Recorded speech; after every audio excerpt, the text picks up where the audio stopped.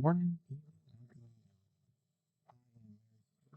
your local time historian, and today we are actually going to try and do a lecture for once. I know that is a astounding thing for us to try right now, but I mean, I've been saying that, hey, I'm going to be doing lectures. I've been posting on Twitter that I've been working on a short summary of a campaign, and so yeah, we are actually going to try this, believe it or not. So, in case you have not been paying attention to what I'm posting on Twitter, or you cannot apparently read the stream title, I'm going to be conducting a quick overview of the Italian campaign from World War II, which is roughly July 1943 through May 1945. It's going to cover in very, very broad strokes, nothing too generalized, nothing too specific, right, of why the Allies decided to pursue the Italian campaign, the conduct of the campaign's major operations, the major challenges that they faced, as well as just a little bit of some of the more fanciful notions of that campaign, as well as the actions of the resistance, both during the war and a little afterwards. So, if you'll bear with me here for a second, I should be able to get the slide up. I need to move myself over first. Yes, I am not exactly high speed in terms of, automatic scene transitions and stuff like that. Mea culpa, okay? I'm a Luddite. So here we go. Oh, there we are. So we now have a very nice, wonderful. Uh, oh my gosh, 1 second, please. No idea if you heard that, but my cat decided to make an entrance, and apparently something has got her rather annoyed. But we are going to try and ignore that, right? So, what we are going to be looking at is the Italian campaign, right, from 1943 to 1945. And generally speaking, we're also going to be taking a look at what not to do when you were the one in charge of a campaign, how not to invade Italy, right? There's this rather famous saying attributed to Napoleon that the way you enter Italy is like a boot from the top.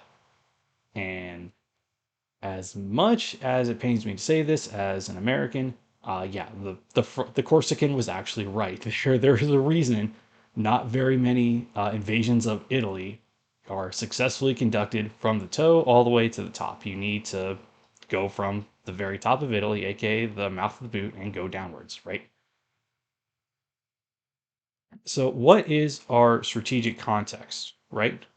So, it's this kind of continuous debate between the British and the Americans in 1942, all the way up to the Casablanca Conference in early 1943 on what the strategy is going to be, right?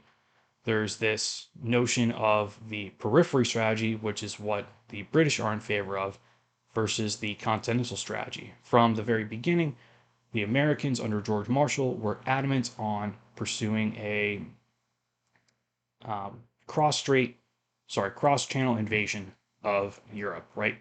Their big thing was we're going to land in France, we're going to drive for the German border, and we are going to drive the Huns out, right? That was their big thing. That's what they always wanted to do from the get-go. The British, however, had other priorities. Namely, they want to secure their lines of communication from Great Britain through the Mediterranean to India. Sure, they could route everything around the Cape of Good Hope, but that leads to increased shipping times. It's more expensive. You actually consume a lot more fuel than you would if you went through the Mediterranean, through the Suez Canal, and then across the Arabian Sea into India and the colonial areas. That's what they wanted. It would also simplify some of our own operations if we also were able to use the Suez.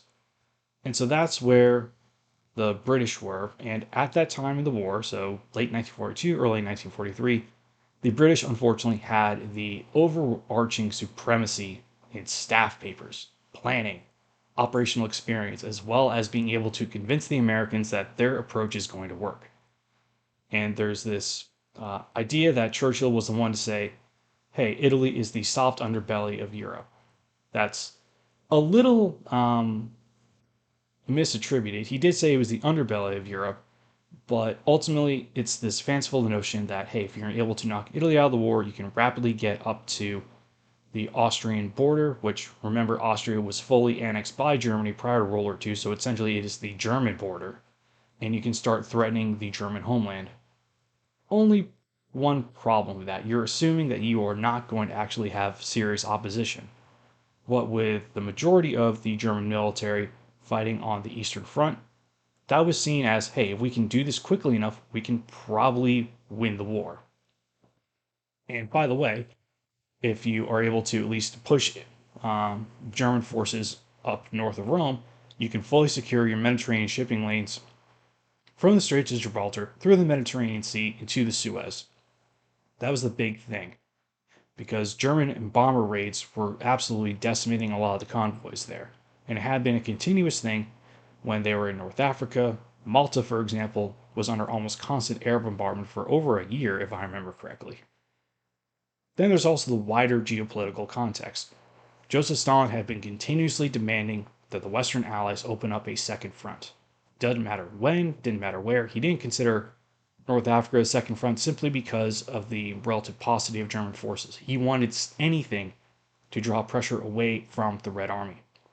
And so that was exactly what this demand was meant to do. And if you're able to knock Italy out of the war, that means you have at least one Italian army in Russia that should theoretically no longer be fighting against the Russians. A little more on that later, right? However, that's the overarching strategic context. That's what the Americans were up against, and that's ultimately what they decided to do. So the first steps for this campaign is Sicily, right? That was the largest island in Italy. It's southwest, as you know, right? So that's obviously going to put a lot of North Africa within bombing range. And it's necessary at a minimum to ensure that you have safe convoy passage from Gibraltar to the Suez. And just like North Africa, this was a combined US and UK invasion force, as well as, at least for the Americans, the first division strength airborne assaults.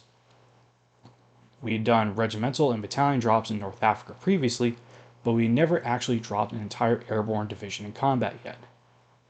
The general idea was that the US 7th Army, under Patton, would be landing in the vicinity of Gela on Sicily's southwest coast.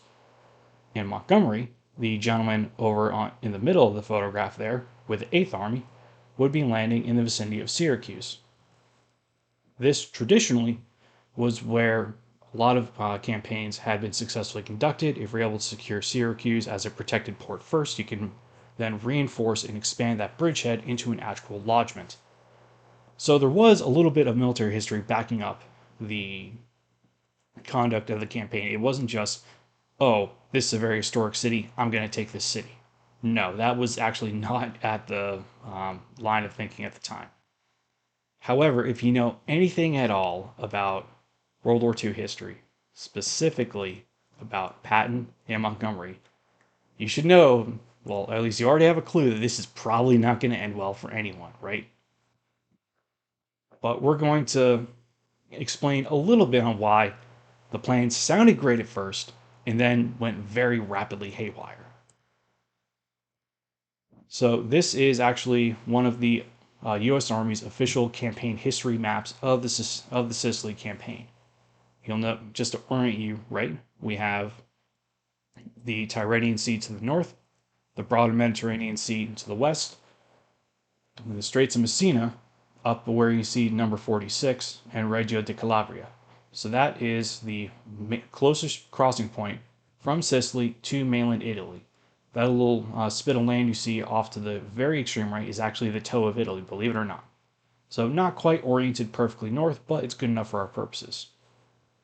As you can see, you have a dividing line as indicated by the four X's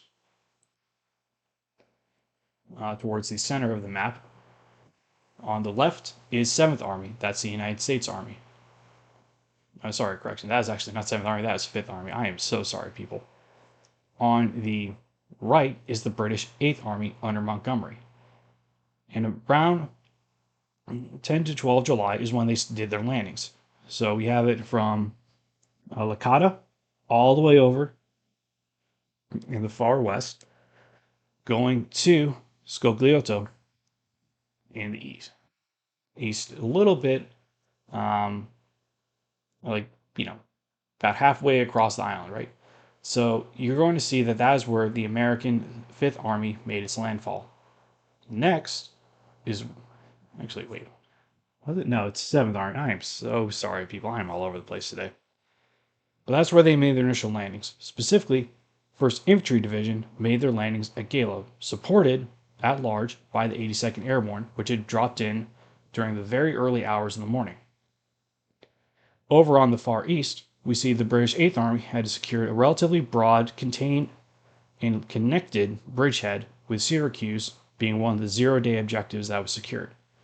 This allows the Allies to immediately gain access to a port as soon as it's cleared and start moving in. Now, you can also offload supplies at Gala, but it's not a fully industrial port. You're basically landing supplies around to the beach and going from there. At first, things go well. You're able to get the majority of U.S. and British forces ashore. You have the British 1st Airborne and U.S. 82nd Airborne, basically creating the doctrine of little groups of paratroopers, which is you run around in small groups, you create a lot of noise, you cause a lot of confusion, and you try and accomplish your objectives with the bare minimum force possible. Why? Because you don't have your full force. They're all dropped over the Sicilian countryside. Gotta figure it out, right? And it's actually those little groups of paratroopers, at least in the vicinity of Gala, who pull off something of a little bit of a coup, right? They're able to occupy key defensive terrain that prevents the Hermann Goering Panzer Division from rolling on down into the Gala beachhead the following day on 11 July, and start trying to take the entire Gala beachhead under fire and drive the 1st Infantry Division back into the sea. There's actually a really interesting study that was done from the war diaries of the 1st Infantry Division, where not even some of the regiments clearly understood the danger that they're in. They were focused on capturing the town, getting outside onto the outskirts, and establishing a defensive perimeter. They had no idea that there was a multi-division counterattack being thrown against them. Thankfully, we were able to use naval gunfire and air support to stop the German tanks, secure the beachhead, and start pushing out. However, we also did not have complete air superiority. The Germans had a significant amount of airfields on Sicily that led to, indirectly at least, one of the worst friendly fire incidents of the war. All day, the Gala beachhead had been taking artillery fire. It had been dive bombed by Stukas. German long-range bombers had also made an appearance. And, of course, you had the armored threat that was trying to drive 1st Infantry back into the sea.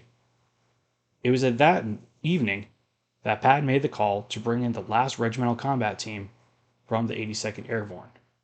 So, this was going to be a night drop over relatively secure terrain, or at least it was not going to be a contested landing like the rest of the 82nd was. Unfortunately for those paratroopers, no one had effectively passed the word to all the anti-aircraft gunners, both at the shore and at land, that there was going to be an airdrop that night. So as a result, somewhere in the vicinity of 300 personnel were killed, either drowned at sea or shot out of the sky, because of that mistaken communication. It was a major scandal at the time. There was a full-fledged investigation, but ultimately, it kind of comes down to people were stressed. They were scared. They've been getting bombed all day. They hear engines in the sky. The first thing they're going to do is shoot, because they're under the assumption that no one actually has full control of the air. It was extremely unfortunate, and it was a learning lesson for the Americans, at least, on proper communication and airspace deconfliction to ensure that nothing like that ever happened again. But what happens after that? What about the whole advance to 17 August? The main plan was for the British 8th Army, as the more combat experienced formation, to drive up the northeastern coast of Sicily, specifically going from Syracuse to Catania to Messina, in order to defeat the bulk of the German formations an attempt to get behind the rest of Italian German forces on the island and prevent them from evacuating, which is pretty much what had happened in North Africa. We drove most of the Germans and Italians still surviving on North Africa into a pocket in Tunisia, and we were able to capture roughly anywhere from like I think 150,000 to 200,000 of them. Pretty good prisoner haul, right? The only problem with this is that the plan did not envision the US 7th Army as being nothing more than essentially a guard for the British 8th as they assaulted straight into the very well prepared, very well laid out, uh, geographically advantageous, let's call it, German defensive lines. And Patton was not happy with this. Patton was a maneuverist. He did not like throwing himself into the front of enemy fortifications. He wanted to do something different. So he begs and gets permission to start, a little bit of local security operations. As you can see, by 18 July, he is already past the point of Porto Embetucoli, and he's pushing the Germans back and back and back. It's at this point that he gets the brilliant plan of going to Palermo on Sicily's northwestern coast. So he will very famously guard Monty's left flank all the way to Palermo, and then he will guard it all the way up the coastal road to Messina. And if he had any say, he would get to Messina before Monty. And damn the consequence for inter-allied cooperation. And that's exactly what he does.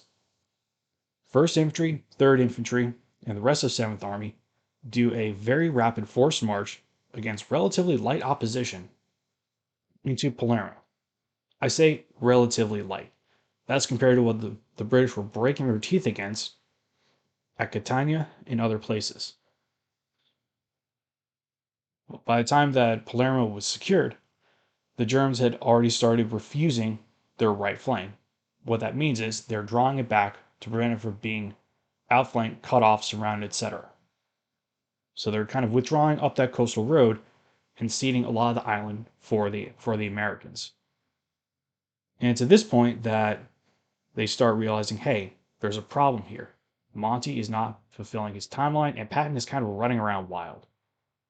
It comes down to General Harold Alexander, the overall Allied land commander in the Mediterranean theater. No, I say land commander. Eisenhower is still the supreme Allied commander in the Mediterranean at this point in time. To basically adjudicate and come up with a new plan between these two hotheads who simply don't believe the other one knows or at least has a clue of what's going on.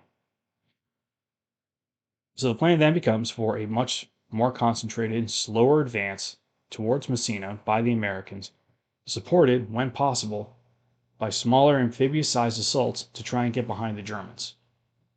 And that's exactly what happens. The problem is, it's as soon as you start getting into that dense mountainous terrain that you see up there, as indicated by the tan and the dark brown, that hey, mountain fighting is hard. And it's specifically at Troina, towards the center, that we actually wind up allegedly relieving one of the division commanders for cause. That'd be Terry de la Mesa Allen, the 1st Infantry Division. He wasn't actually removed for cause, but it did provide a convenient pretext because that assault failed very badly. He was sent home, was relegated to a training command, but later returned to ETO as a division commander who then had made a specialty of night attacks and became one of the more successful generals of the war. It is partially because of the increasing difficulty for the Americans and the continued slow progress by the British 8th Army. As you can see, they're taking a huge time to get from successive defensive line to successive defensive line. The Germans begin evacuating, or at least had drawn up evacuation plans by late July. By early August, the Italians had also figured it out, and they started evacuating from Messina into Calabria from the period of roughly 3 to 16 August. The Germans were able to do it from 11 to 17, largely under cover of night, and with a massive concentration of anti-aircraft artillery on either sides of the strait. The Allies had tried to do airborne interdiction of those transports and ferries, largely to no success. So, what ultimately happened during this campaign? I mean, it's not a success. they were not able to create the pocket that they wanted, and they were not able to actually do the things that they wanted to do. So that's already a bit of a problem. The Allies conclude major operations on 18 August and enter Messina shortly afterwards to a open city. The whole thing of crowds shouting their names, happy they're liberated, but they didn't defeat the plan. Their major objective is gone. And this is one of the best instances of early US UK cooperation being strained by inter-service, inter-country rivalry, specifically Patton and Montgomery. Patton also has several well-publicized incidents, unfortunately, of him slapping soldiers during this campaign. That gets him removed from command of 7th Army, and he's kind of sent on, internal exile within the army for almost a year before he's recalled to England to take command first of 1st U.S. Army Group, and then 3rd Army as it lands in France and begins Operation Cobra and the breakout from Normandy. However, that comes a whole lot later, and not exactly the focus of what we are on right now. So, what's next, right? Trying to get to Italy itself. The liberation of Sicily actually brought about the downfall of the Mussolini government. He is arrested on orders of King Victor Emmanuel III. His ministers kind of start fighting amongst each other. They're trying to save themselves. And there is this overall sense of, hey, we're probably going to lose this war. The weird thing about the Mussolini fascist Italy government was that everyone thought that they were untouchable until reality very abruptly smacked them in the face. There was no contingency planning or anything. It was very difficult, or at least it's very difficult for us nowadays to imagine the kind of information bubble that they lived in. And under Marshal Pietro Badoglio, who becomes the new prime minister essentially, this leads to an armistice between Italy and the United States in September. Subsequently, the Germans activated their own contingency plans because they knew the Italians are not to be trusted, and they invade. They secure control over much of the country, and this is actually the start of the Italian resistance. However, this is also a strategic opportunity for the Allies to tie down German forces in a secondary theater. That is, they're not going to be in France, they're not going to be in the Eastern Front. They need to devote some combat power to prevent the Americans and the British from marching up Italy. But just a quick little point, right? I mentioned that there was an Italian resistance. This is the start of the Italian armed resistance against the Mussolini government. Well, both the Mussolini government in the north, when it is the Socialist Republic when he's rescued by the Germans, but it's also primarily an anti-German resistance. They had considered themselves allies, or at least comrades of the Germans, and to be invaded by them was an extreme insult. That said, there had actually been a history of resistance to fascism in Italy, largely led by communists and individuals who understood that fascism was not good for Italy and was not going to do the things it claimed it was going to do. And at the very beginning, it's this very loosely organized resistance, right? A lot of the people who would have been brave enough to lead resistance have either been put into exile, killed, imprisoned, etc., or these are purely local reactions by army units to resist the German invader. As you are well aware, some people are awesome at this stuff. Some people are absolutely horrible at it. Let's just say effectiveness varies. It's initially led by ex-Royal Army officers and nascent communist groups. For whatever reason, communist groups during this period were amazing at resistance fighting. Even if they didn't have really good weapons, even if they didn't really have very good leadership, they understood cellular organization, partially due to the influence of the Comintern and other similar pre-war organizations. But they'd also seen what Tito's partisans in Yugoslavia were doing. They were hearing reports about what Soviet guerrillas and partisans on the Eastern Front were doing. The French communists had also started their own resistance movement as soon as France was conquered. So there was this information flow and this knowledge of TTPs being shared on a very informal level. This later evolved into an actual national resistance organization ordered by King Victor Emmanuel III of, hey, we need to control these guys who are fighting in the rear areas. They need to be at least like informed what the general plan is. It tends to be communist dominated just because they're the most successful resistance fighters. There are still Italian army officers who are in the leadership of this national resistance organization. There's still going to be people fighting more or less either as very poorly disguised bandits, or they're actually going to be trying to fighting as organized military units. Again, organization and effectiveness varies across resistance units. But what this leads up to, right, is Operation Avalanche, beginning on 9 September. The gentleman you see there is General Mark Clark of the United States Fifth Army. I got this one right now. And this is actually the true invasion of Italy, right? Between going across the Straits of Messina and then trying to land at the ports of Salerno on Italy's western coast and Taranto inside the heel along Italy's southern coast. These are two very major ports that, if secured, will allow rapid offload of supplies and follow-on forces. The idea here, especially in the vicinity of Salerno, was to have short, rapid movements to gain control of the necessary beaches, key and canalizing terrain, as well as just trying to create as broad a beach as possible to create depth, right? So we ultimately have 3 assault divisions over a 30-mile width. Comparing that to Husky, where they had, I think, 5 or 7 assault divisions. Yeah, you're trying to do Husky on the cheap, essentially, at this stage. And we can kind of see it on this map right here. So first we had the 5th Army under Clark, the British Corps under McCreary, 10th Corps that is, and then 6th Corps under Dawley. You'll notice that it's the British who largely take the initial hit, right?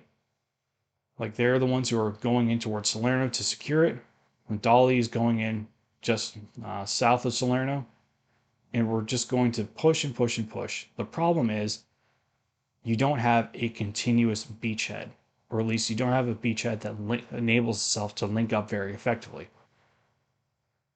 You'll also notice that the 8th Army under Montgomery is again part of this. And again, you might notice that he's not really being helpful, right? So, like he crosses Messina into Reggio on the 3rd of September. He starts doing a series of further amphibious movements on the 8th and 10th towards Cantazzaro, and then further up the course towards Corigliano. You'll also notice that the British 1st Airborne, instead of dropping on Taranto, actually conduct a sea assault, an amphibious landing, so to speak, that's relatively unopposed. So they're able to secure that port no problem. The issue is, very rapidly, the Germans realize what is up, and 5 division counterattacks occur within a 4-day period from 12 to 16 September. To the point that the 82nd Airborne is actually called in from North Africa to conduct an emergency reinforcement from the air. If you have the Airborne reinforcing you instead of you going to the Airborne's rescue, there's a big problem. Clark was insufficiently aggressive and didn't really understand the need to have a secured, contiguous beachhead that takes advantage of the natural defensive terrain. He essentially allows that to seed at the very beginning. And it's not until 19 September that the British 8th Army actually reaches the main line of resistance that we see here in the dark blue. However, they've also secured the ports of Brindisi and Bari on the western coast. Combined with Taranto, this allows the British to independently resupply, which is, again, enormous in an expeditionary sense. But yeah, the Germans react very quickly. However, once the initial counterattacks are defeated, you get the liberation of Naples, Taranto, and Bari, those 3 major ports in southern Italy.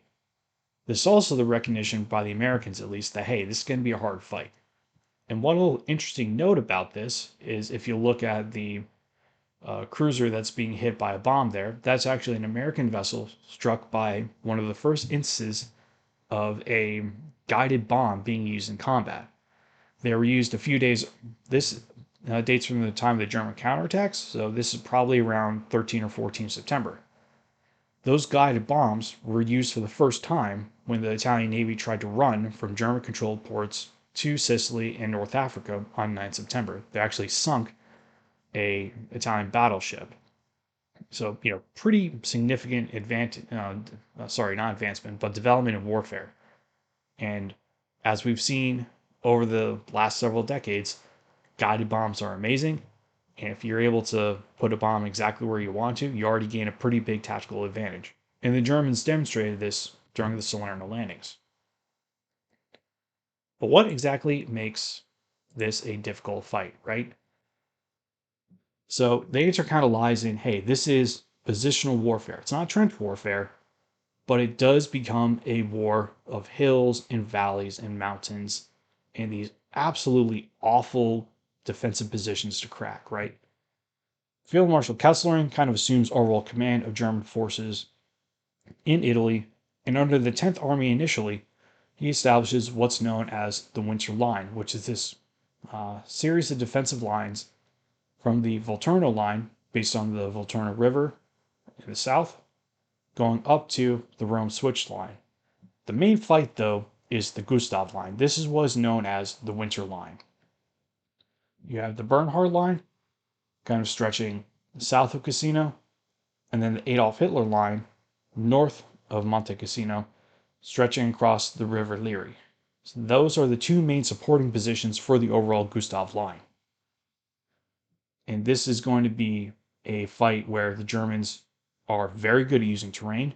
They use the minimum amount of forces to tie down Allied forces, and Allied forces are going to pay an absolute butcher's bill trying to fight. If you've not done any kind of hiking, this might be a shocker, but it's super, super hard to fight in the hills and the mountains just because of the sheer physical exhaustion that you're going to face. And unfortunately for the Allies, this kind of typifies the campaign, right? And just to give you a preview of why, take a look at the map of Italy here. You're going to notice very rapidly that you have this huge collection of mountains stretching essentially from Genoa all the way in the north down to Taranto in the south. Those are the Apennine Mountains. This is basically the feature of Italy that you're going to have to deal with no matter where you go, right? If you want to go east-west, you got to cross the mountains. You want to go north-south, you got to find mountain passes to get through. Rome, Florence, Venice, Milan, they all kind of lie within these coastal plains. Florence, a little bit less, it's up in the foothills, but there's still this nice broad river valley and plain supporting it. That's why it's relatively easy to defend as long as you're able to secure those mountain passes and the terrain. But as soon as those defenses are breached, you're essentially wide open to maneuver warfare. There is a reason that Napoleon did not try to go to Rome in his early campaigns in Italy, right? There's no reason. The best maneuver terrain is to the north. That's where the Austrian army was. There was nothing to interest him further south of the northern Apennines, and he is going to just fight his fight there.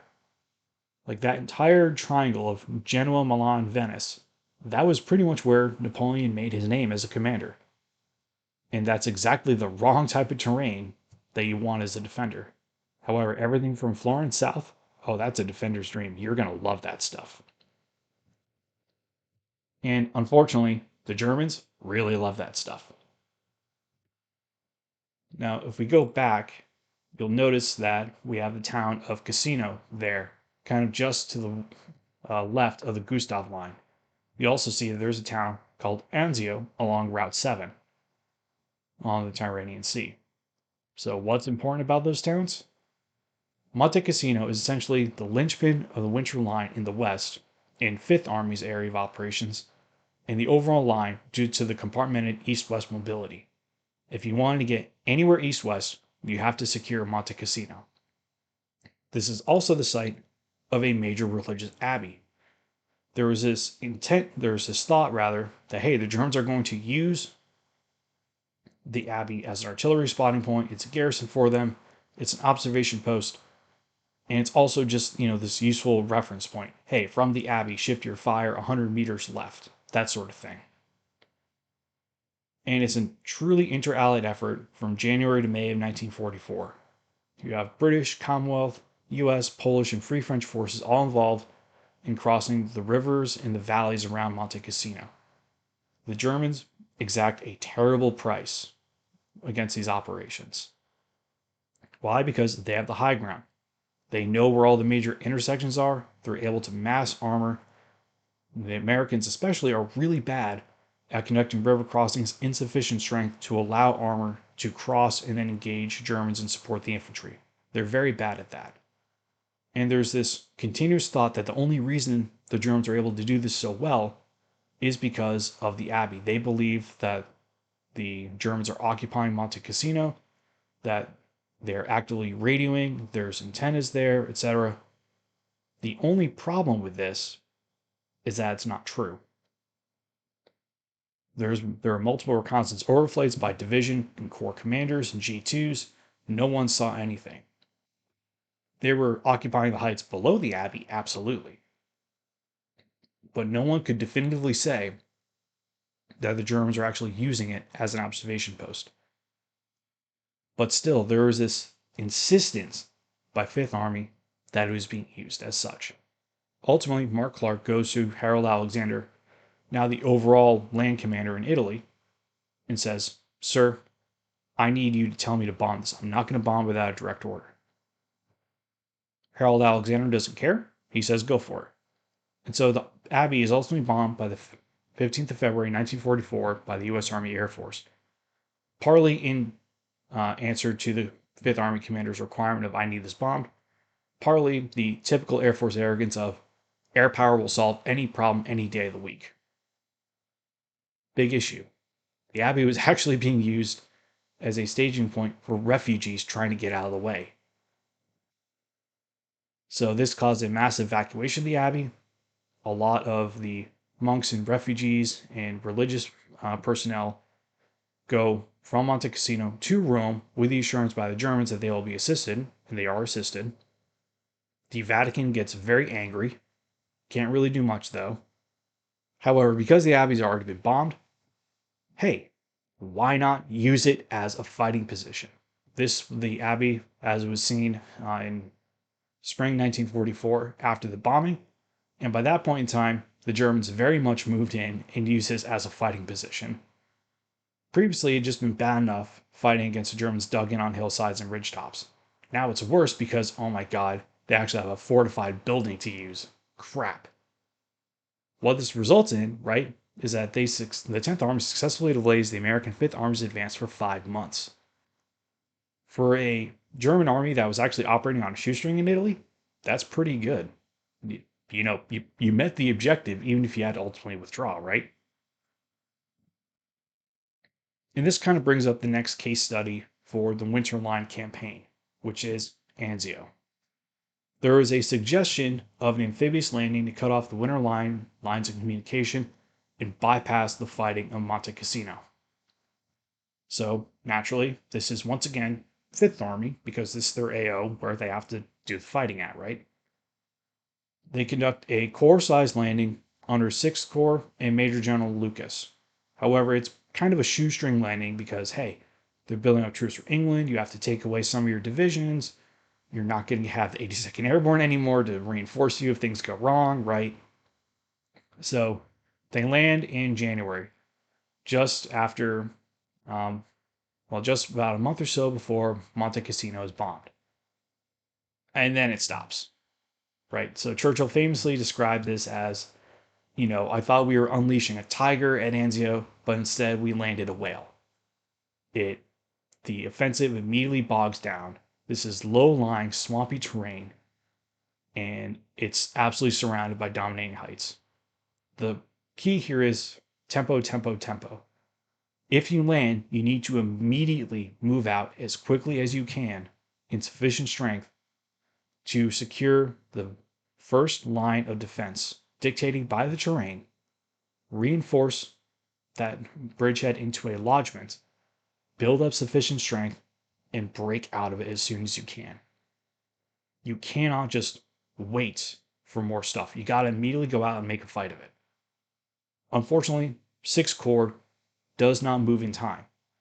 The German 14th Army reinforces primarily with artillery and motorized troops around those key areas, those key passes, rivers, etc., that prevents a breakout and puts the beachhead at overall risk of being destroyed.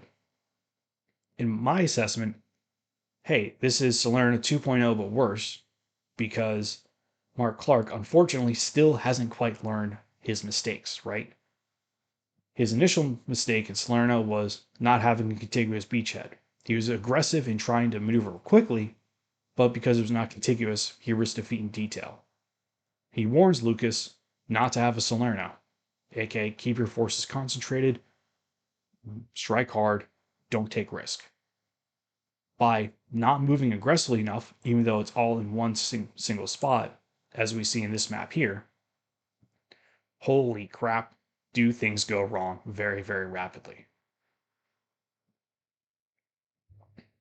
Like, true, you have about 3 divisions or so, plus a couple of regiments from the 82nd initially in support. They then have to be withdrawn, right? You get up to a very small beachhead, is what happens. At the same time, 2nd Corps under Keyes and 10th Corps under McCreary are still kind of breaking their teeth in the Monte Cassino area. And this continues over and over and over again. You essentially have 2 corps containing 1 corps at Anzio. That is not good, right? Like that's essentially saying, hey, I screwed up. I didn't move quickly enough. So now I'm paying the price by slowly expanding this bridgehead. If you can see from the 31 January solid blue line just north of Corocheto, you see that the dashed line just north of Cisterna is 23 May, right? Like a month and a half or so, almost 2 months, you barely advance at all. Like, yes, you're fighting against an enormous fighting force arrayed against you. However, you should have been able to do this a lot faster. It's kind of this embarrassment for the army. Lucas is actually relieved as the corps commander.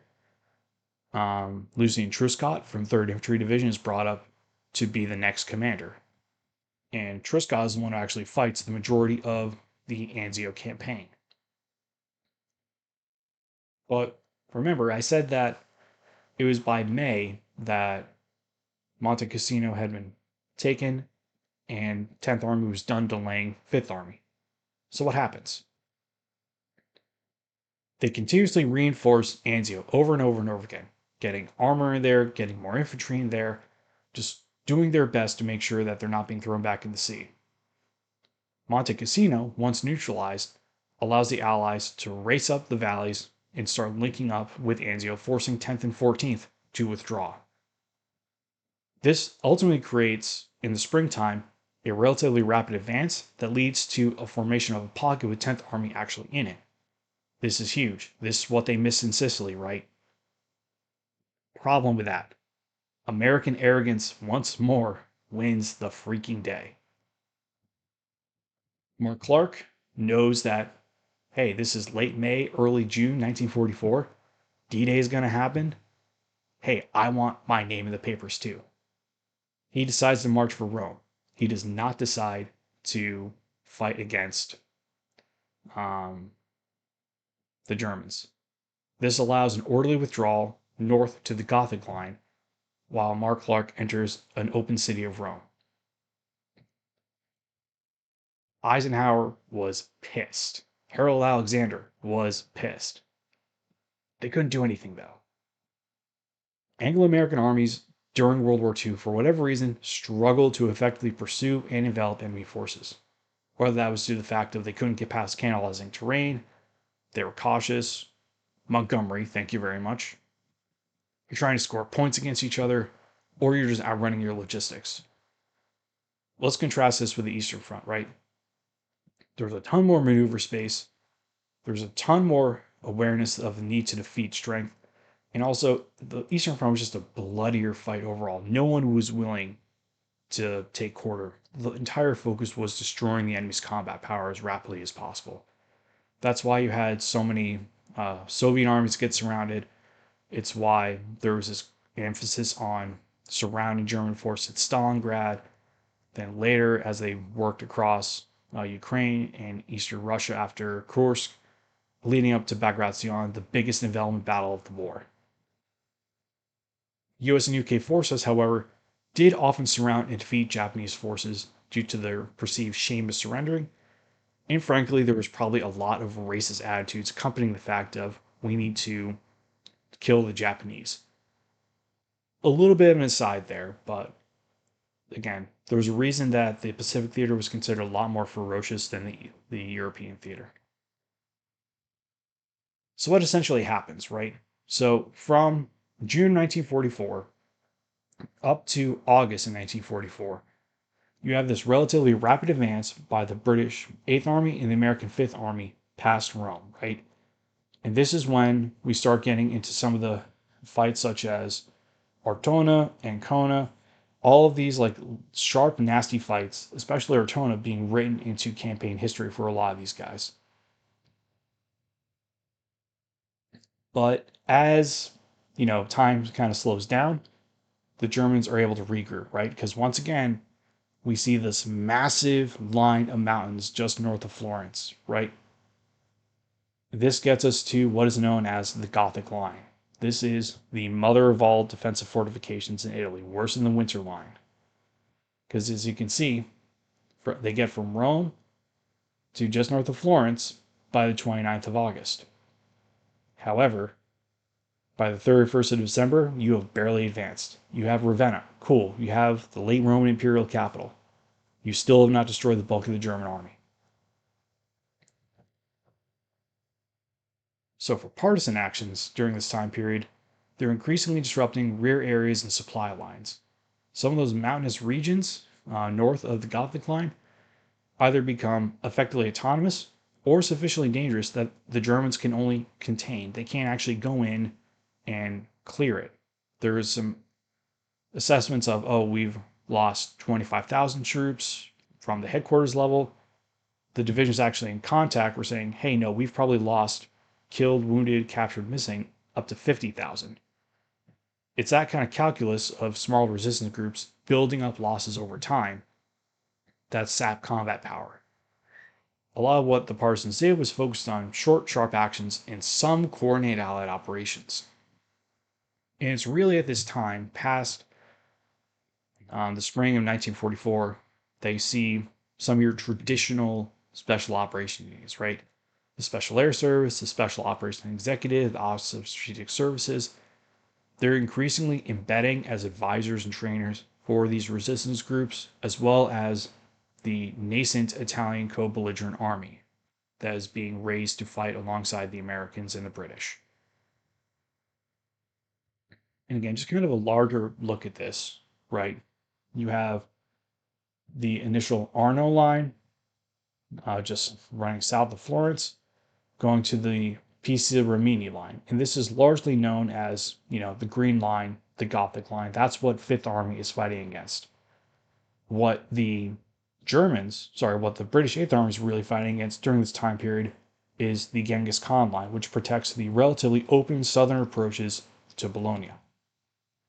Further north, you're going to see a defensive line arrayed against the Po River, and then a line arrayed against the Adige River. Again, if you remember history, Adige River is where Napoleon really makes some of his big fights against the Austrians, as well as in the vicinity of Lake Garda. Like everything around Verona is kind of Napoleon territory, for lack of a better term. As we go into 1945, there's this last minute offensive by the Germans to push the Allies back. It achieves limited gains, it holds them off for a couple more months, but this is kind of a council of despair. They do this at the same time that the Battle of the Bulge is happening. There's this gradual German recognition that they are going to lose the war. Partisan activity is only increasing. especially in Italy's Socialist Republic, which is where Mussolini had been kind of been ensconced as this puppet ally of Germany. It's kind of hard to say exactly what he was. But it's perception that, hey, the Allies consider this a secondary theater. They're continuing to receive men, equipment, support, supplies. They're not stopping. They're actually getting stronger than we are now.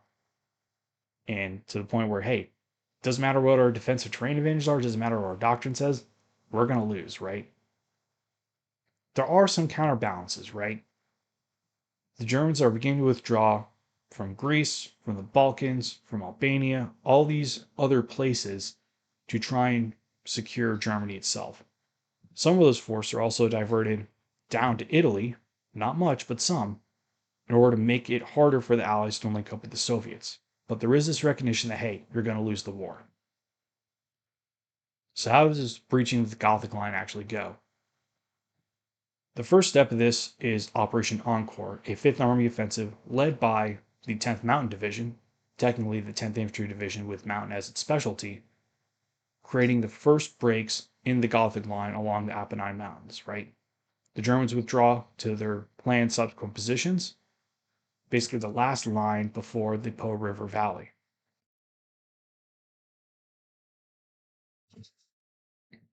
And this is kind of where the 10th Mountain's reputation as a fighting unit is built. This is actually one of the few times they're actually using the war. They're being trained for years stateside to do this exact kind of fighting. And one of the soldiers is a individual by the name of Bob Dole, right? Later becomes a very famous senator. Is actually one of the reasons we actually have a 10th Mountain Division today, believe it or not. Yes, political pressure and remembering what he did in Italy led the U.S. Army to recreate the 10th Mountain Division. Instead of at uh, Colorado, it's now New York City, New York State. Sorry, the mind boggles occasionally. But by March 1945, the Fifth Army then breaks out of the Po River here, right? So we see just south of Bologna, this Fifth and Eighth Army advance. They break out of the north of the Apennines, cross Bologna, and they start running for the Po River. Like this is the last gasp for them. And so what really happens is you're now in Napoleon's favorite terrain. It's broad, it's flat. Yes, you got some river crossings, but by this time, everyone knows exactly where those river crossings are. You also see that, hey, 1st Armored Division is still fighting down there near San Benedetto up to Brescia, finally up to Como. Which, hey, guess what? That's actually the area of the Winter Olympics right now. The 10th Mountain you see is going all the way up to Lake Garda. You see 88th, 91st punching towards Verona, Vicenza. Then finally, the British 8th Army finally smashing through and getting up to the Po River. This is the big spring offensive. And this is what happens, right? When you get finally a combination of open terrain, you're able to use mounted maneuver effectively, you have superiority in artillery and air power. Yes, the Germans break and run. It takes substantially less time to end the war in Italy as opposed to anything else up through the entire campaign, right? This takes significantly less time in a much broader area, just showing how much of a hard fight it was to get to those mountains.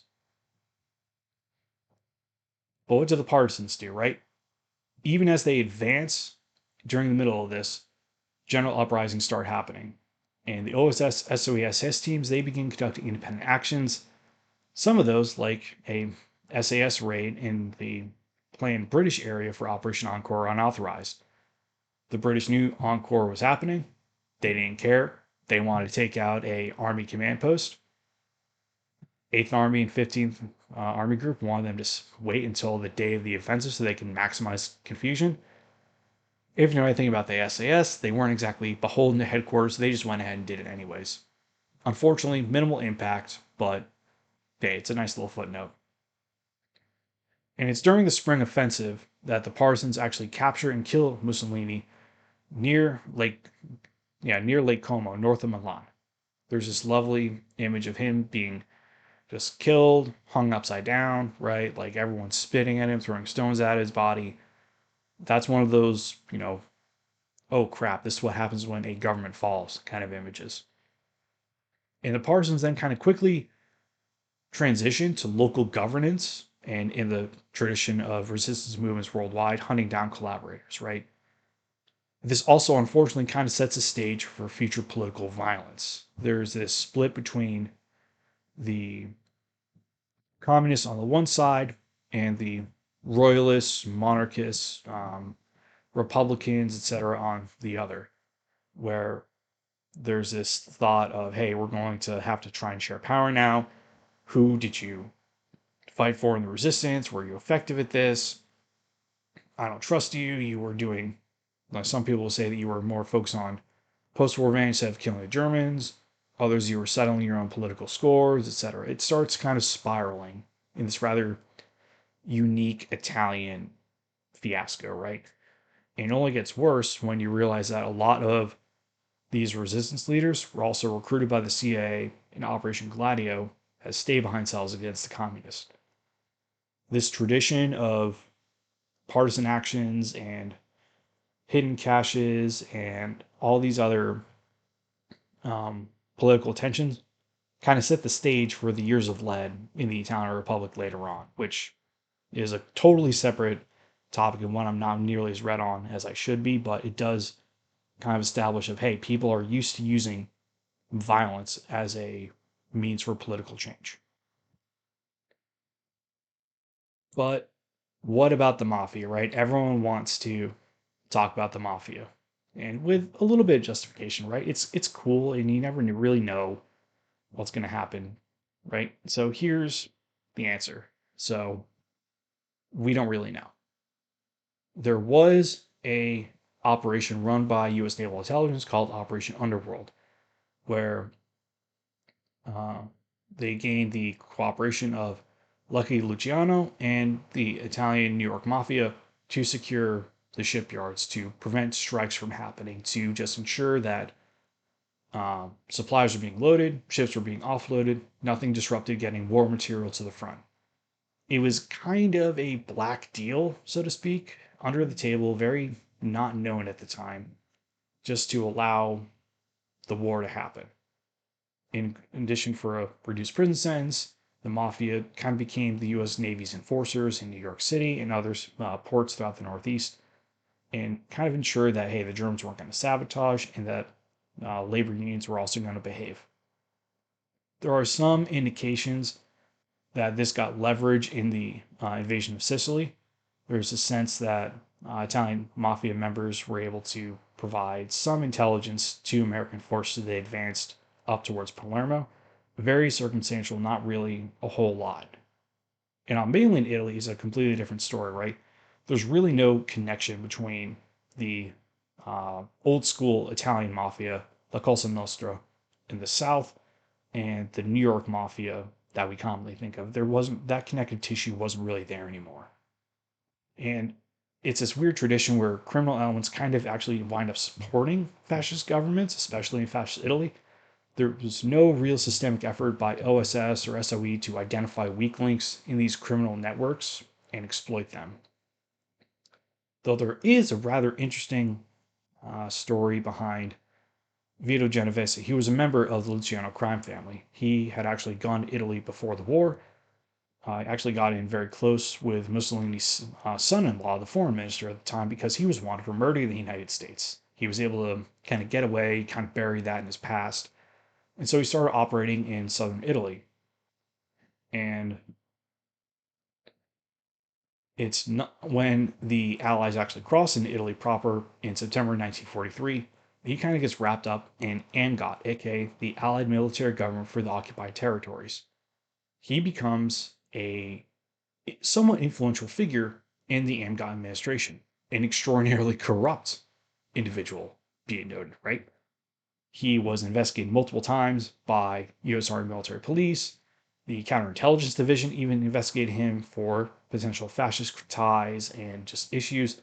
And someone actually recognized him for who he was. He was operating under a false name. And someone who had previously been involved in New York's criminal justice system was a civilian administrator and recognized the guy. This led into a whole spiral, and ultimately he is arrested and extradited back to the United States to stand trial for what he did before the war. It's kind of proof that, you can run, but you can't hide. And it just kind of boggles my mind that some people think, hey, if I make myself valuable enough, if I make myself enough of a fixer and get all these nice contraband goods diverted to an officer's use, I'll be protected. No, it doesn't work. Never has worked. And for some reason, people thought this was a brilliant plan. And so that just kind of gives you a very broad overview, right, of what happened in the Italian campaign. And that kind of leads us to Sniper Elite, because there is the sense of, hey, I'm going to play a game when we want to use the mafia as this vehicle of cooperation for the player, right? Well, no, I mean, it's kind of fanciful. There's not really a whole lot of evidence to suggest that the mafia, especially in the period of 1943 when this is all set, that it actually um, supported American efforts in any way, shape, or form.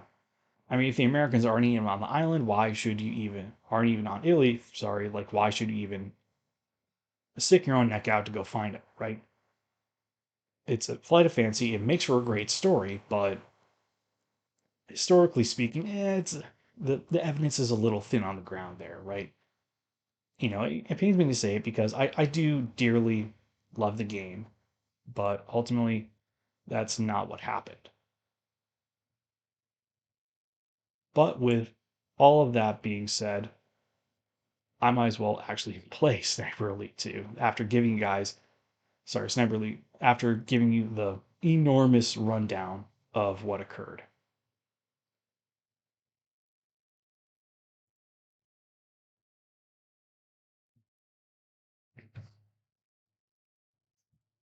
So give me a second to get this game loaded up. Oh my goodness gracious, what is happening right now?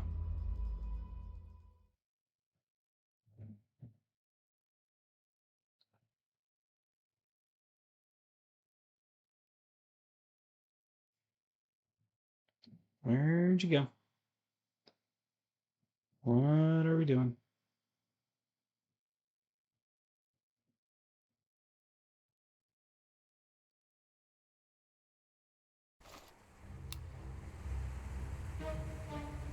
Well, I think you guys can probably hear it.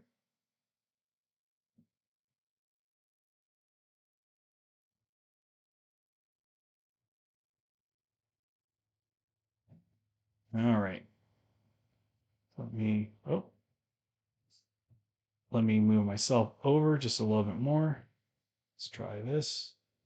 There we go.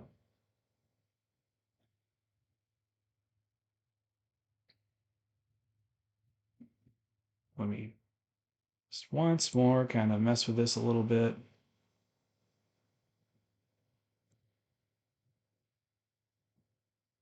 There we go. Good. All right, that is still kind of loud. So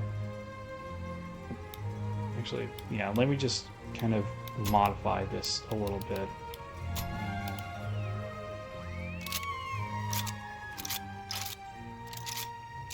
Yeah, let's get it down to like right here. What does everyone think about that?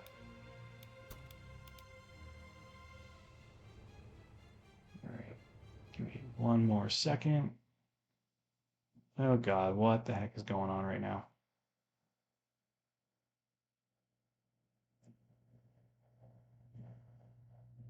Yep.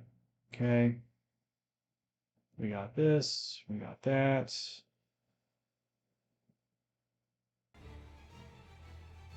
Okay. So now we're actually going to play the game. I don't quite know why my cursor doesn't want to accurately reflect, but we're going to do it, right?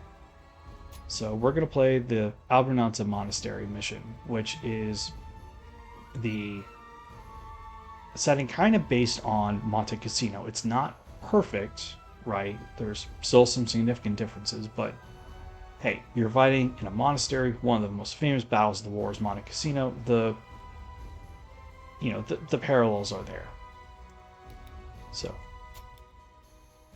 we're gonna try it, right? So, what do I want to do? Because I could use the Delisle, but you know, that's kind of doing it on easy mode, right? Let's see.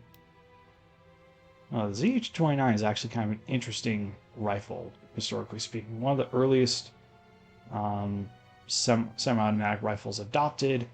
It has this aluminum barrel jacket. Also, like, it was used famously by the Chinese Nationalist Army, right? The last country you'd expect it to be used by. It's cool, but, not really what I'm looking for. However, the Lee Enfield number 4 is one of those, like, awesome rifles. I personally shot this one, not the sniper variant, but the standard infantry variant, and it's very nice, very good action. The Mosin Nagant, classic, right? Springfield, also an absolute classic of a weapon. Then we have the SVT-38, kind of the forerunner to the SVT-40. You can tell based on the cleaning rod. You can see it there by his hands along the side of the weapon. And the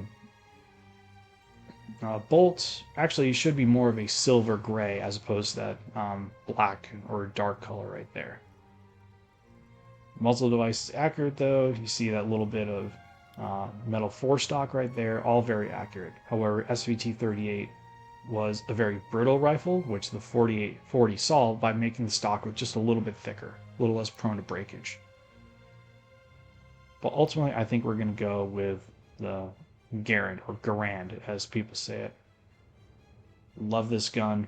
Actually have one of my own. Very cool to shoot. Everyone immediately just perks up when they hear the ping of that clip ejecting. It's very awesome. However, we're going to keep the Sturmgewehr. We're going to keep the high standard. Yeah, we're going to rock and roll with this thing.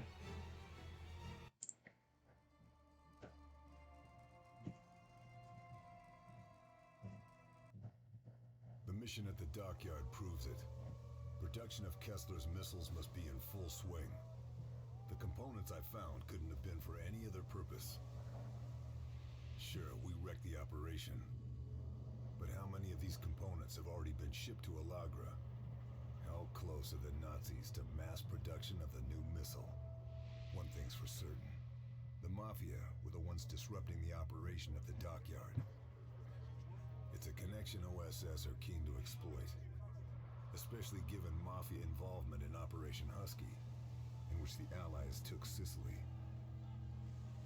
Weaver wants me to meet Salvatore Danelli, an infamous mob kingpin. He thinks I can convince him to work with the Allies and the partisans. But everything comes at a price.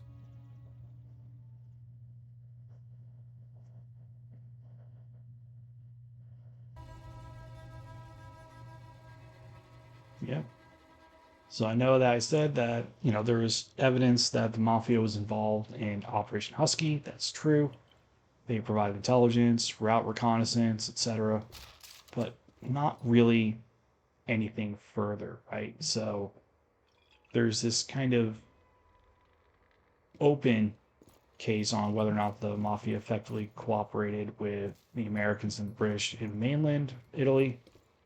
Pretty much everything I could initially find said no. It's possible there's still some documents or research or correspondence that, I haven't taken a look at, but everything I've said says no. All right, actually need to get up the stairs and talk to this guy.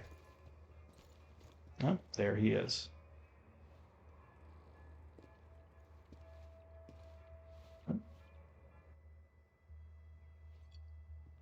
Ah, a 1913 bottle of Montenassa. Giorno felice.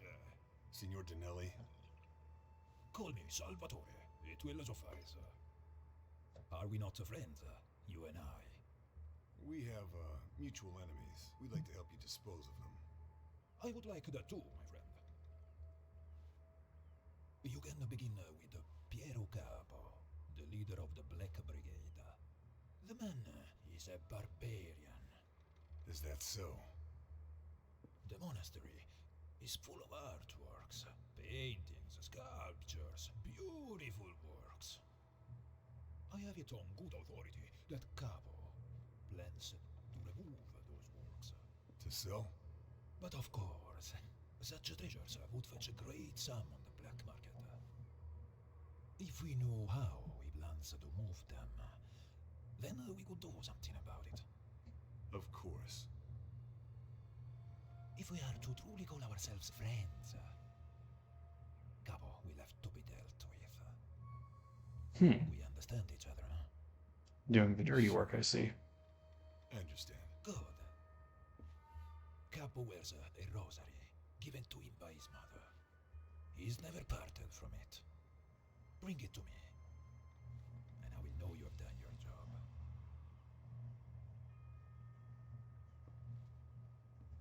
See? Task, condition, standard. Some things never change. Oh, see? Somehow you have a Mosin there. Just gonna do another little quick look around here, see what munitions I can find.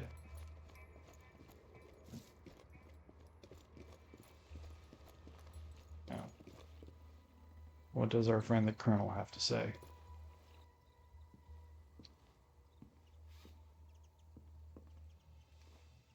Those anti-tank guns will decimate the Allies if we come this way.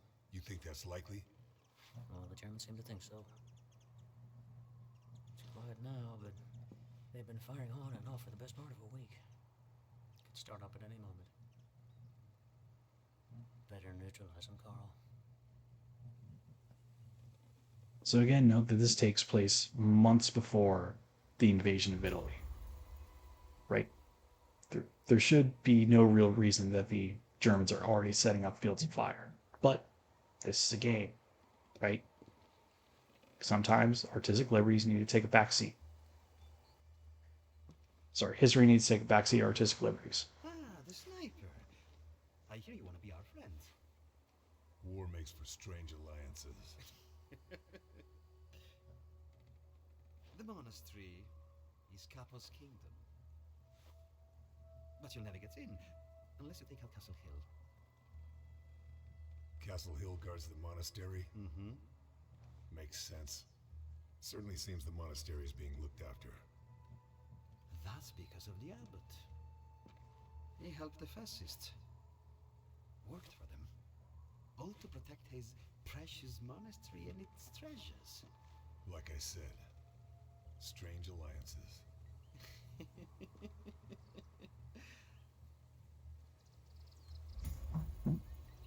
So that's all of our objectives gained. So now we're going to start it.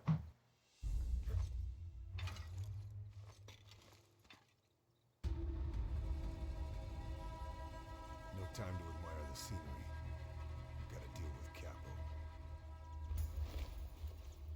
Questo è un vero capolavoro. Che colori! Davvero magnifico. All right. So first things first. Let's identify everyone.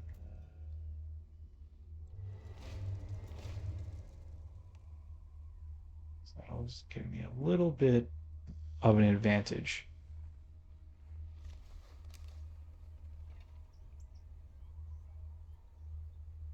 And there's someone right there, based on the map.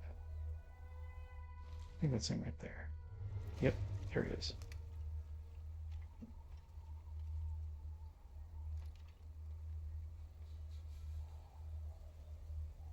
Looks like there's someone coming around the corner.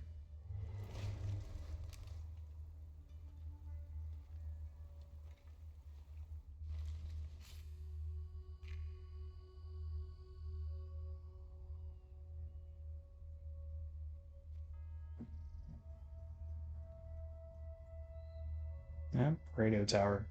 That's gonna have to be eliminated.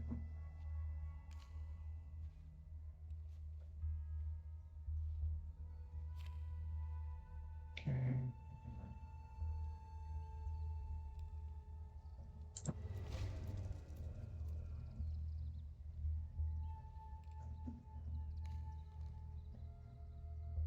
else do we have here?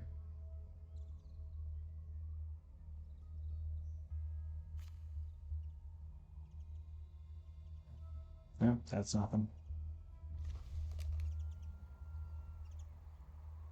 So again, not even 3 reloads worth for the Garand. Kind of disappointing.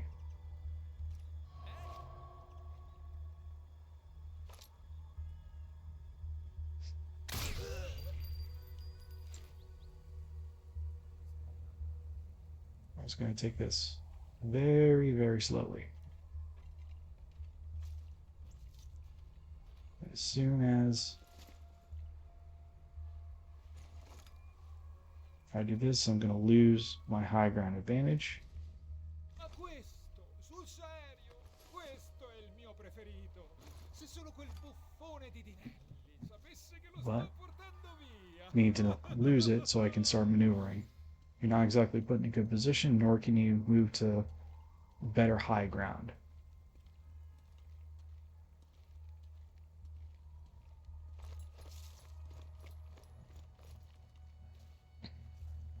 Well, you kind of can, but it takes some doing. Yeah, he died somewhere around here. Crap. Actually, he died right over there.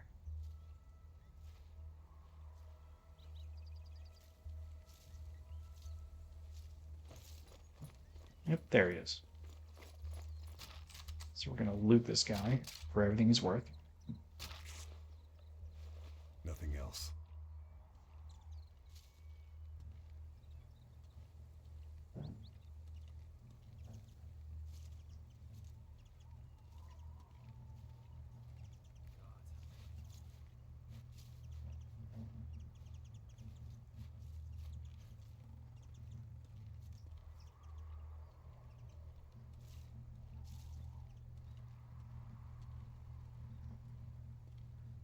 Sneak, sneak, sneak. Doing what we do best.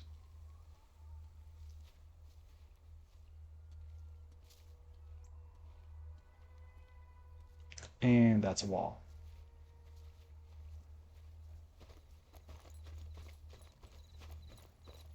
Oh. Perfect.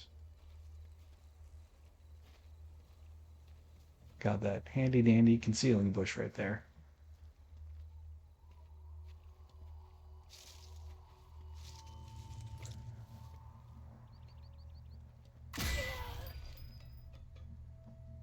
And good night.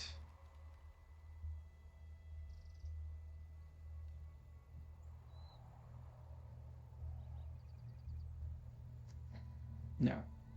He's going to see me if I move, so I have to stay right here. We got a couple of others running around here too.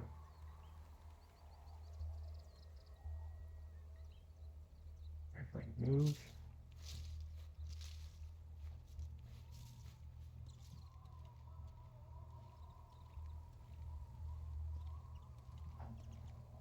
And I can do this.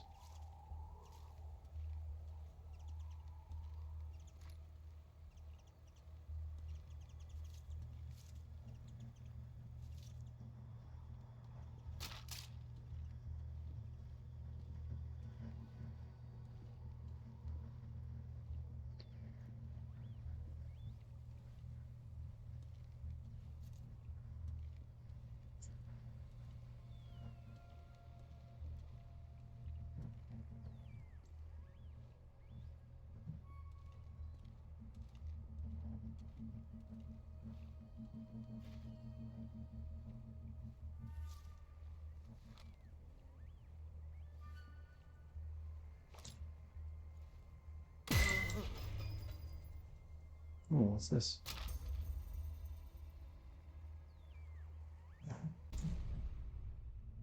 Dear Commander Capo, thank you for your thoughts regarding the abbot. You clearly believe he's of good character. Forgive my countrymen if they are more suspicious. It's just their nature. We'll do our best to protect the monastery's valuable works of art. This arrangement is entirely to our satisfaction. Rex Marshal Goering, in particular, is noted for his love of art, as I know are you. Your best health, which Klaus Rothbauer, Giovi Fiorini, rather.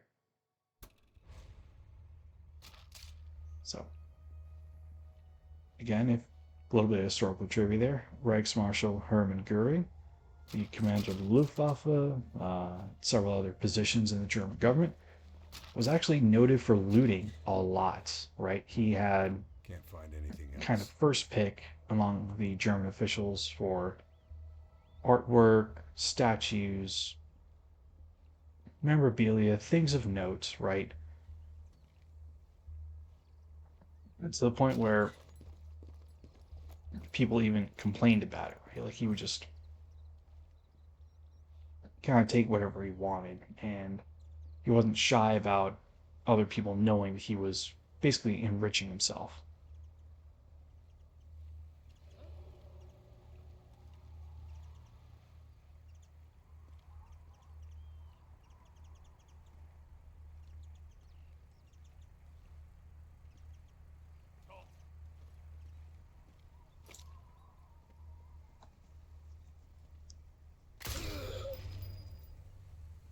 Someone in the body.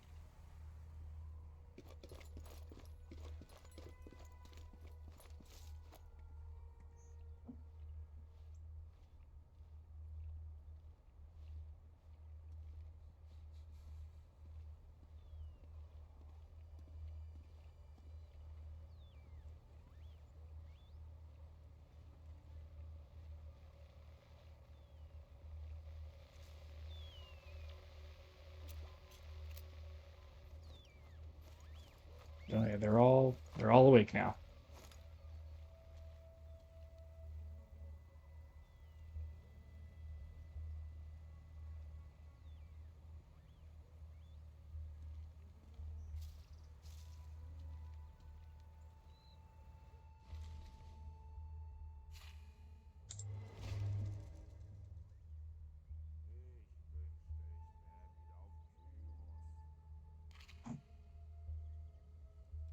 Hmm.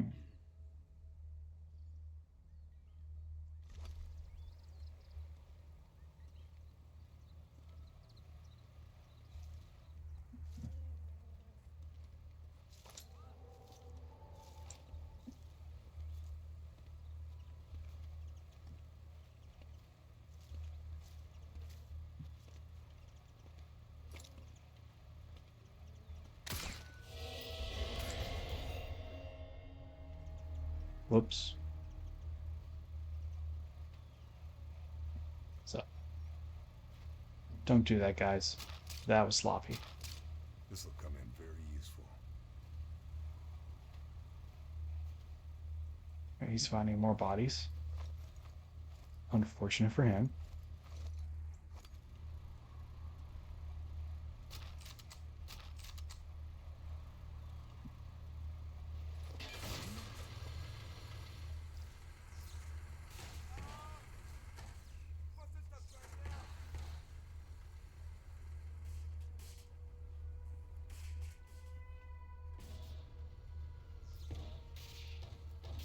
All right, we're gonna let this guy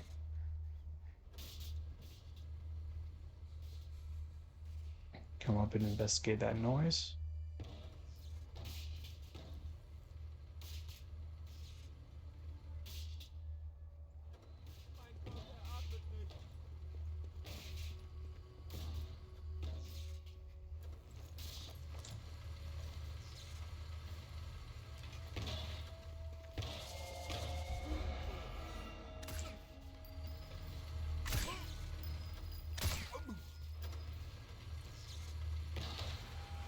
Oh crap.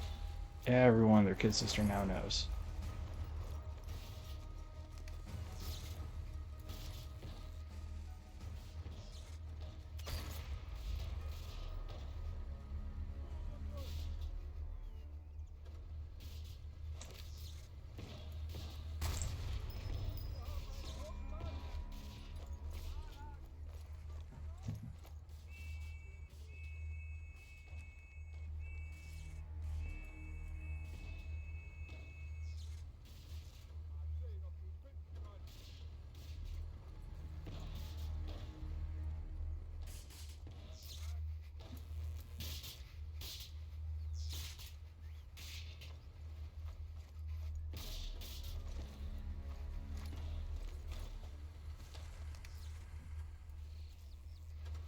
And this is why we play cat and mouse to a degree.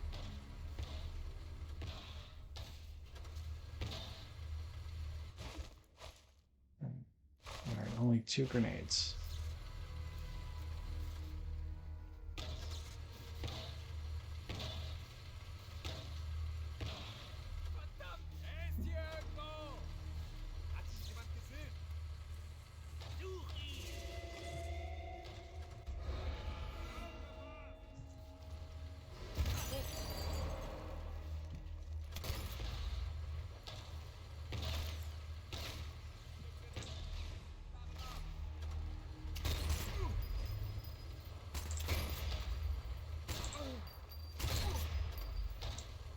Alright. Time to quit screwing around. Oh, that was rude.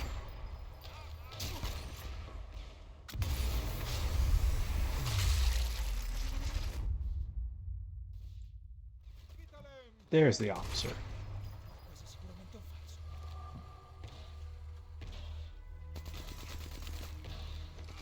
Nope.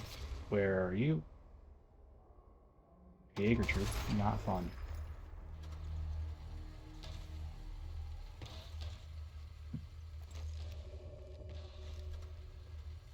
Oh, there you are. I don't like you. Oh.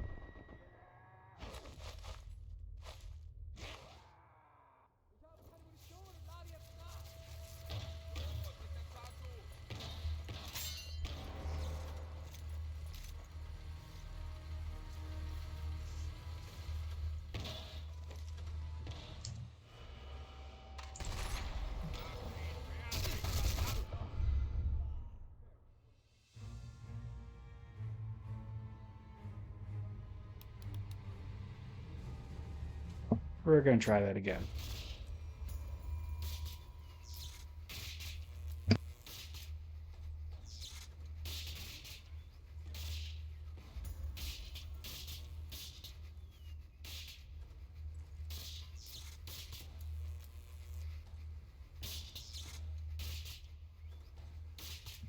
Alright, we're going to try this one more time.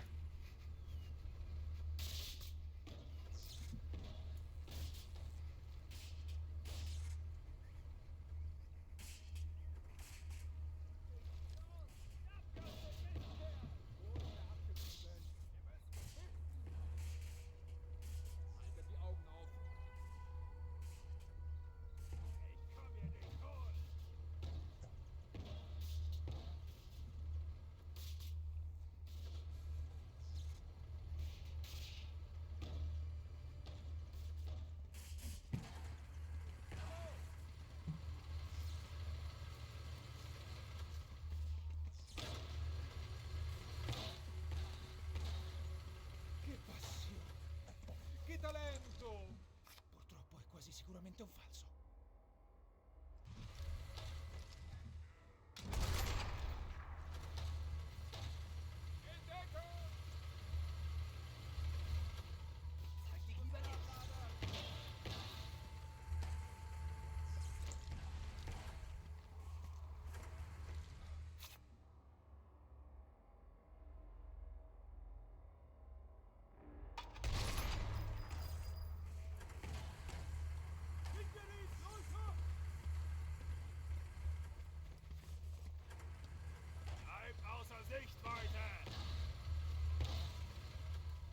Hmm.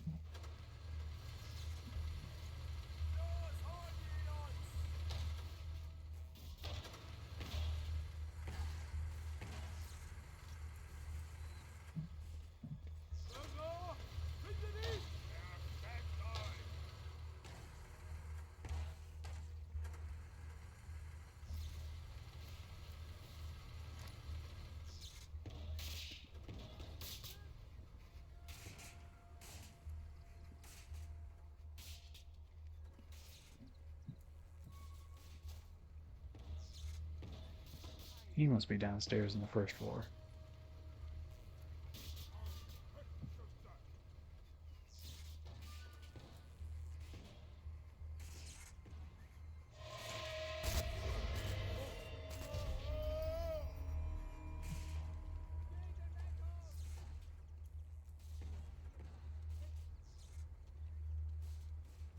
Oh, hello.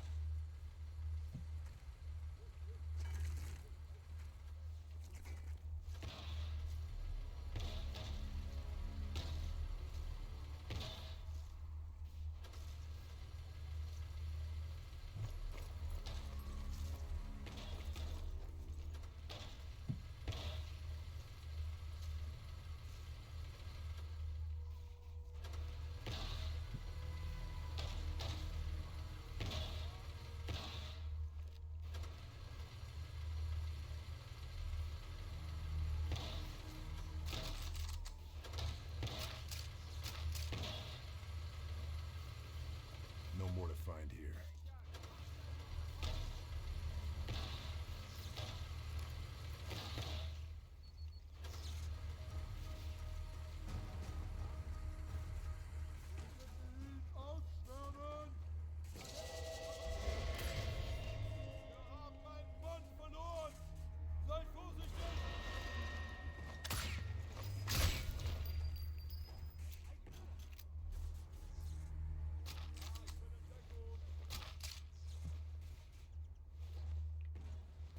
Radio transmission code. Useful.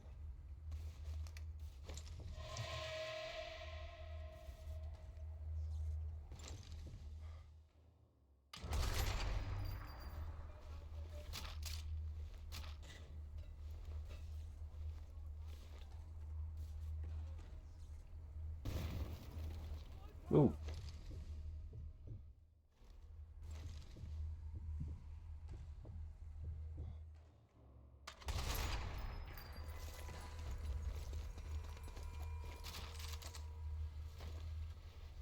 Did not expect that grenade to blow up on him, but here we are.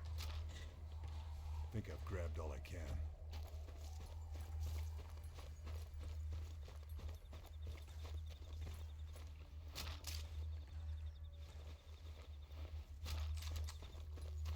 Let's reload the rifle really quick. Polish off these last two. Nope. Again, Luke Goblin, distracted by shiny objects.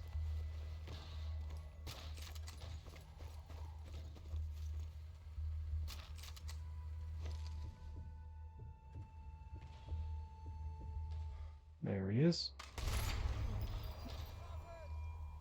And here we're by the church.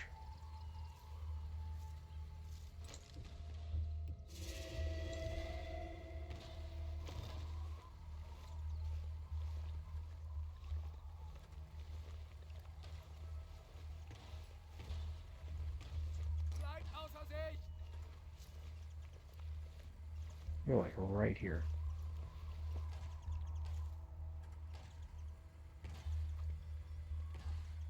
There you are.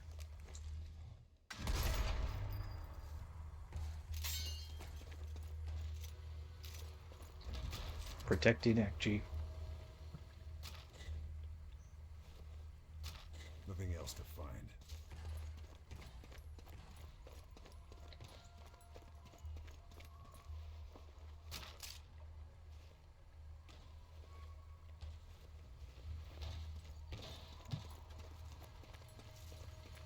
Let's see who else we got down here.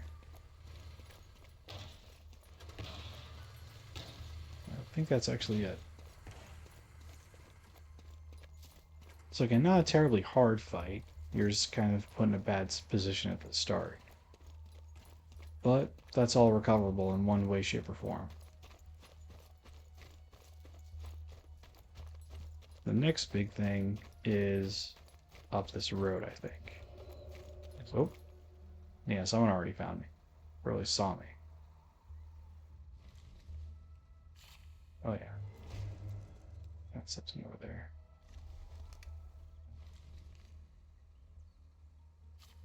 Oh, there we go. That's where they were. So a vehicle. That's another radio tower. So that means there's an encampment just up ahead.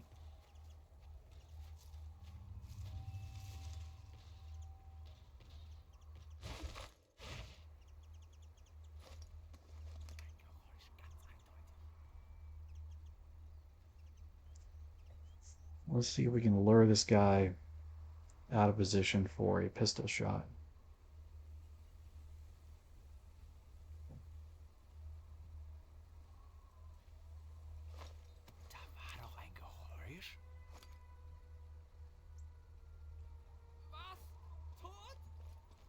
Oh crap.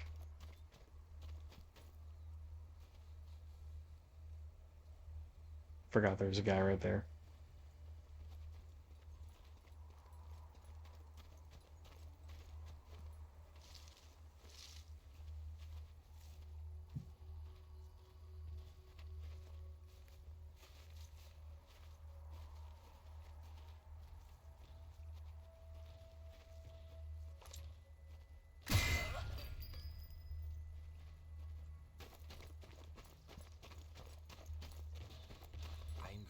We're just gonna run right up.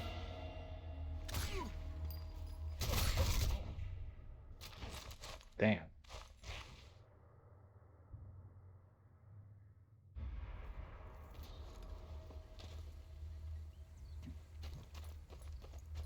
Well, that was rude.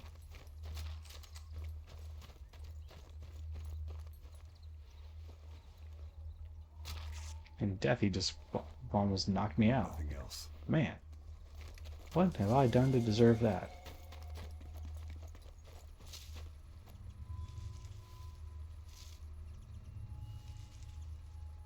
And there's a lot of crap.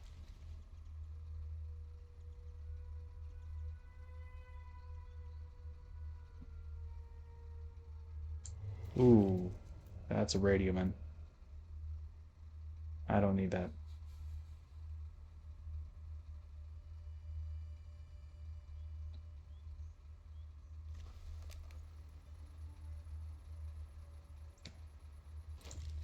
He does have 2 grenades. So here's what we're gonna do.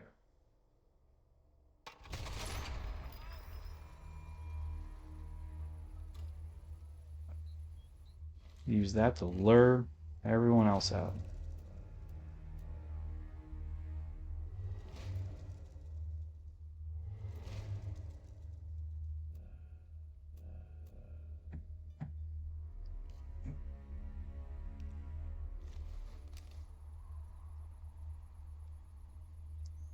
Okay.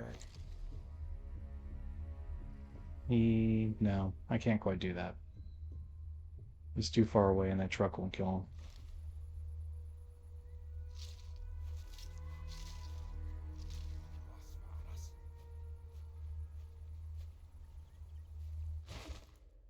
him. And, yep, no artillery flare, so I can't do this.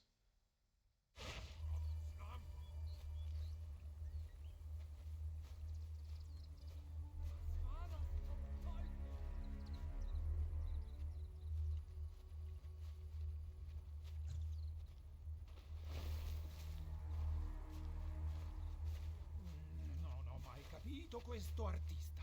Mai. È così pedissequo. Ma che cosa pensavano? Don't know why. Interesting. I'm gonna be right back.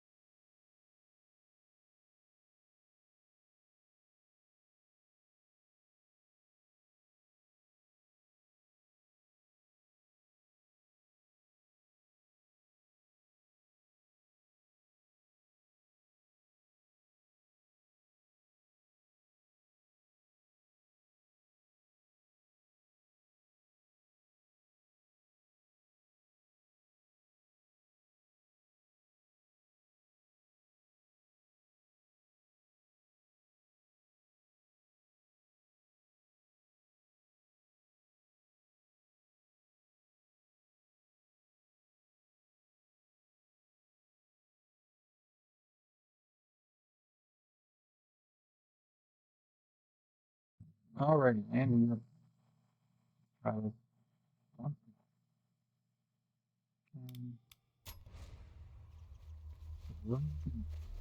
Now you got Vor mir kannst du dich nicht verstecken.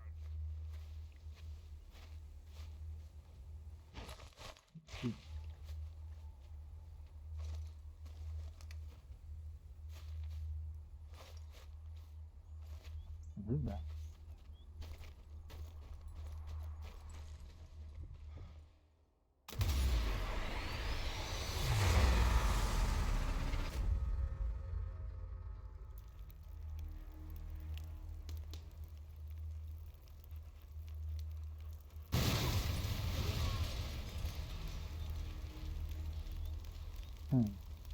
Got at least one of them.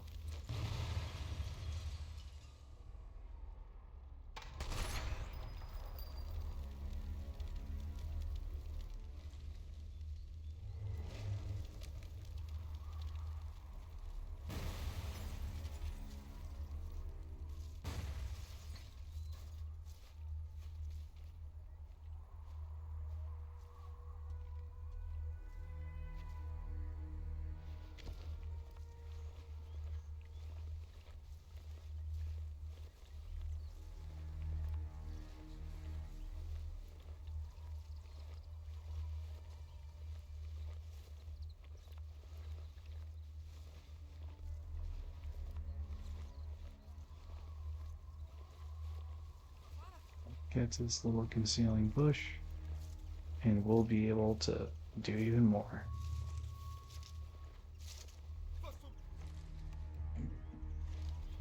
Let's see. No grenades. Oh, nothing on that guy.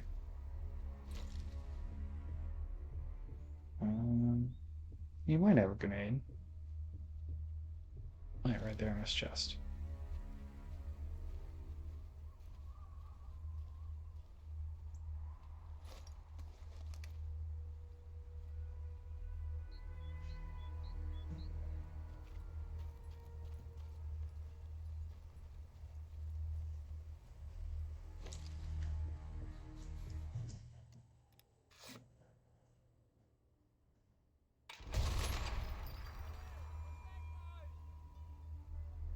Nice. Two of them.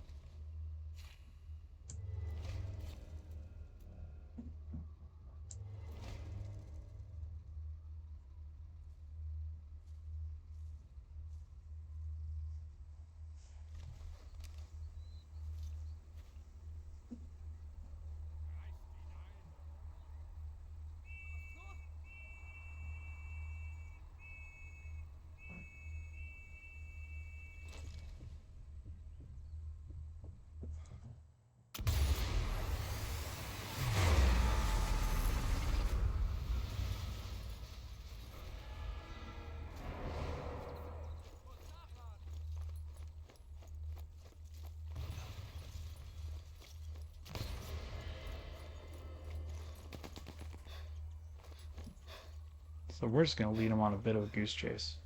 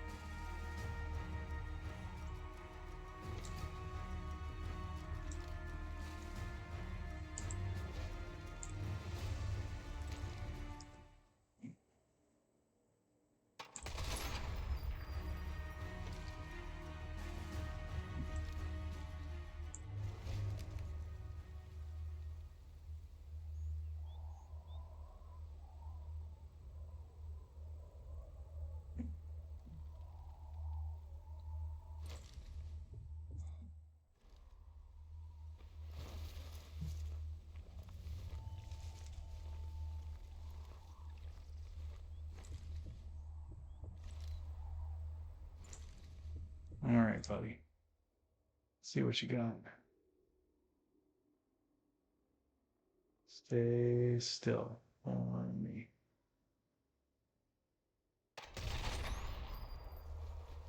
Perfect.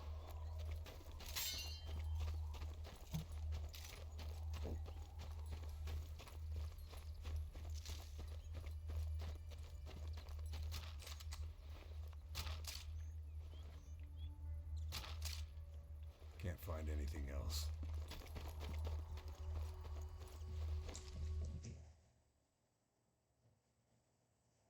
Just take him under fire. Ooh, 2 eye shots. Nice.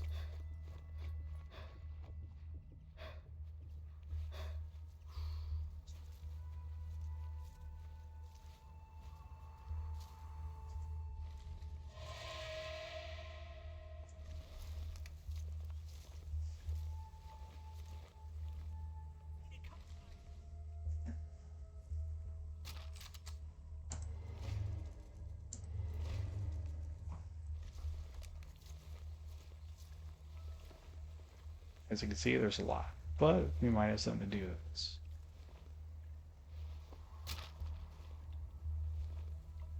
This will come in very useful. Now, there is a guy right there I need to be aware of.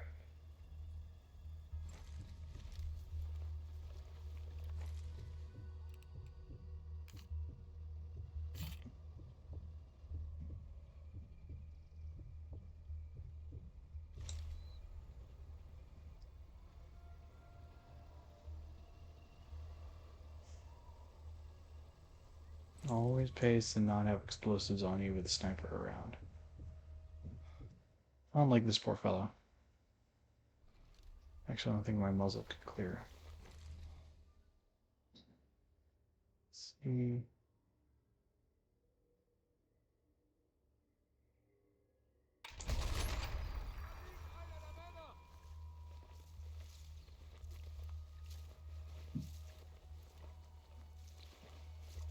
We're just gonna post back up in the bush.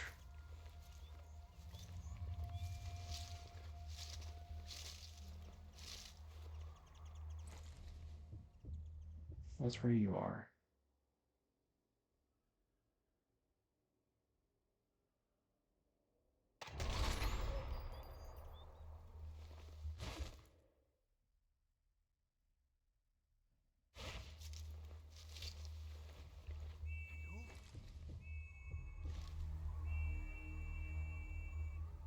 There's still an officer somewhere I can't find.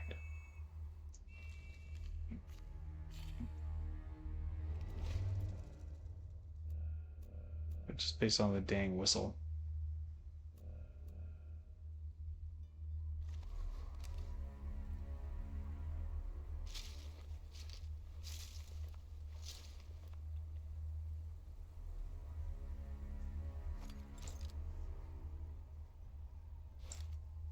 Ah, Challenger approaches.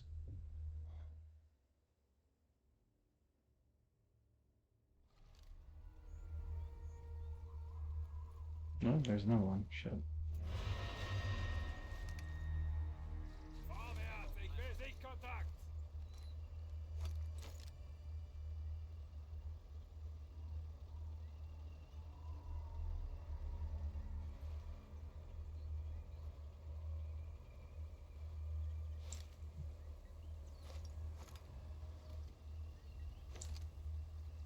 Los, weiter! Sichtkontakt!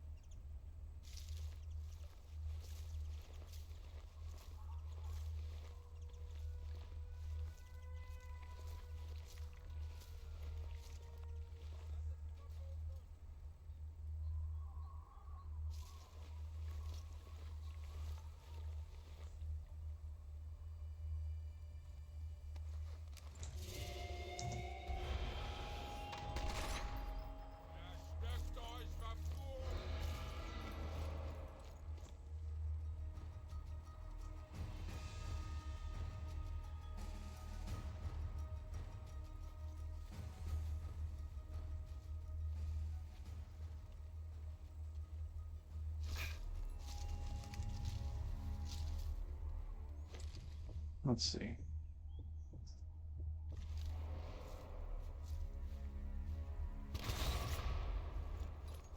Whoa. That's not good.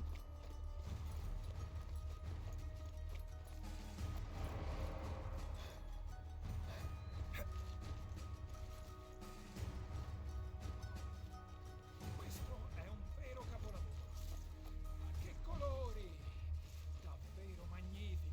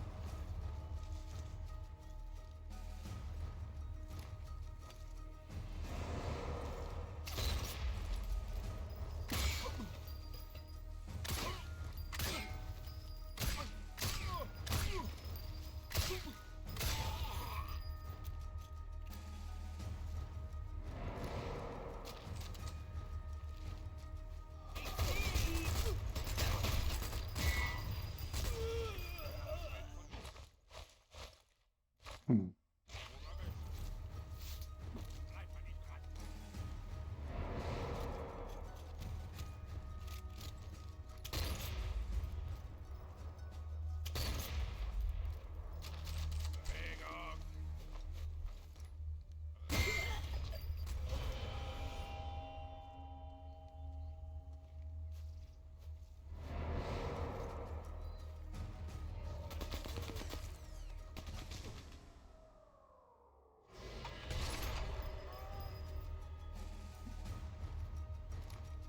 And last one.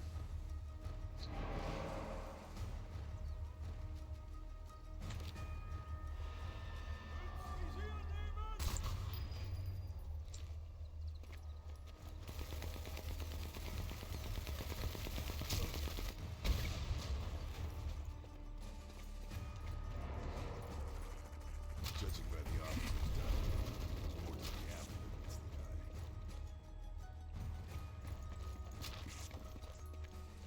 Ma questo, sul serio, questo è il mio preferito. Se solo quel buffone di Dinelli sapesse che lo sto portando via.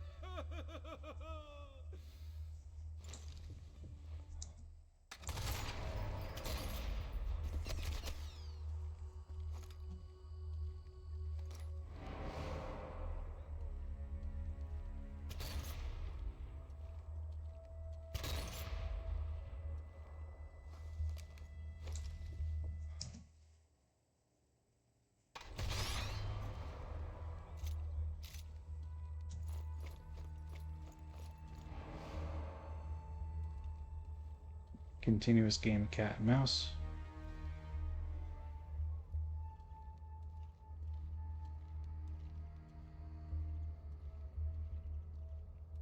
Was war seine letzte Position?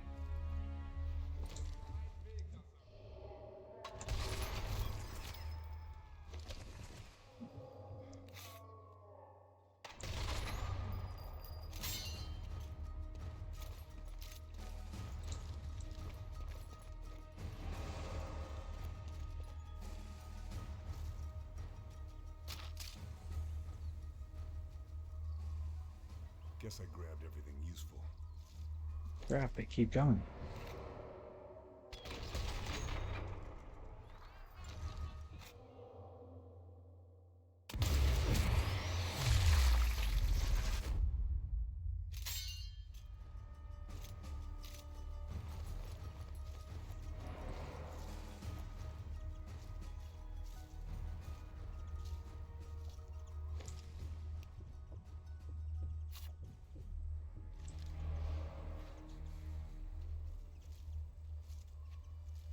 Yeah, this is not what I envisioned. Okay, they found me.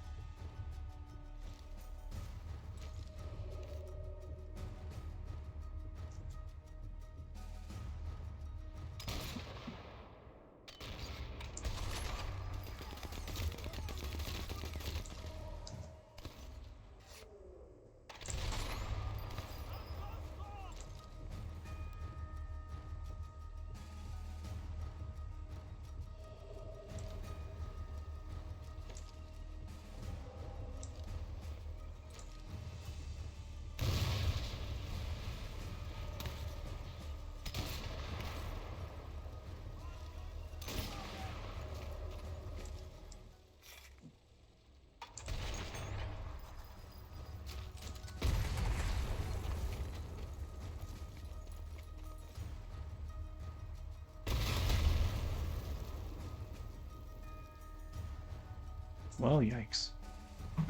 That's not good.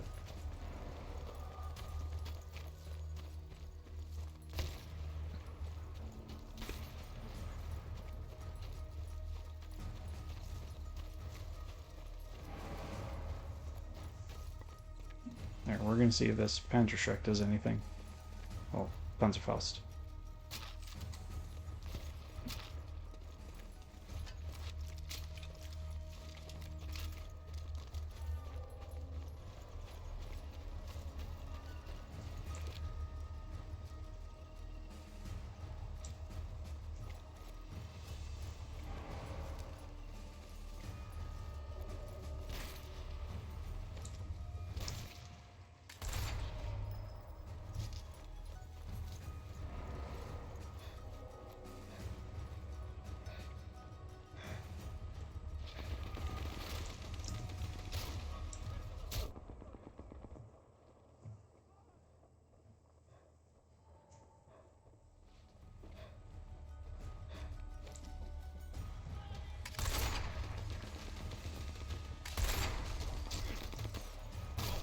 Shit.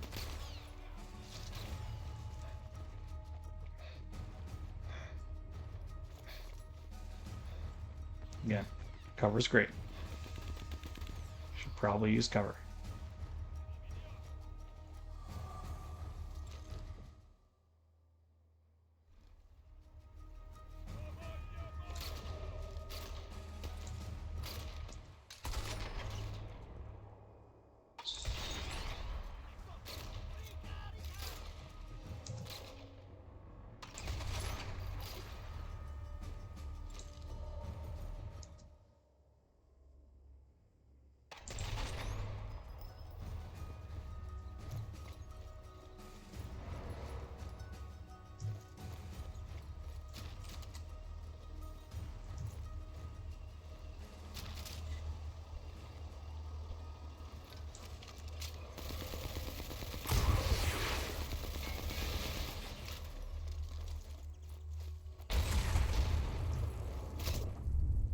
Ooh. Yep, slaughter by a machine gun. It's, you don't do that.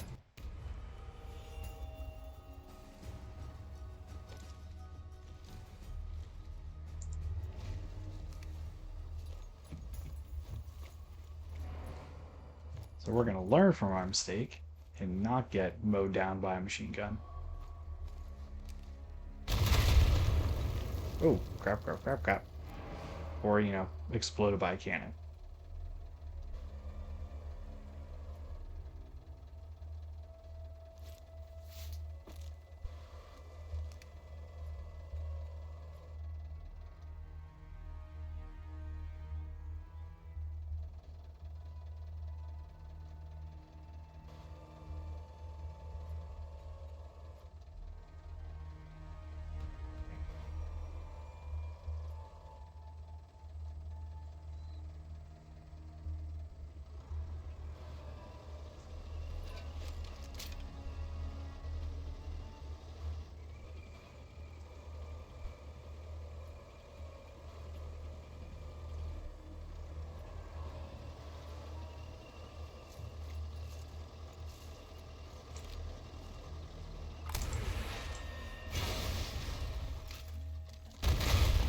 Ooh.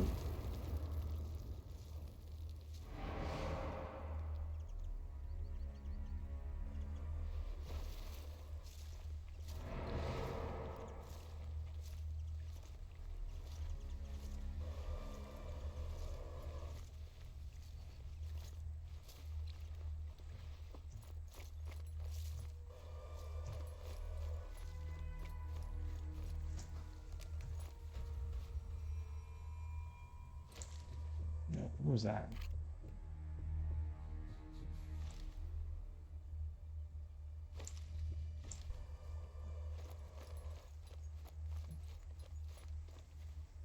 There.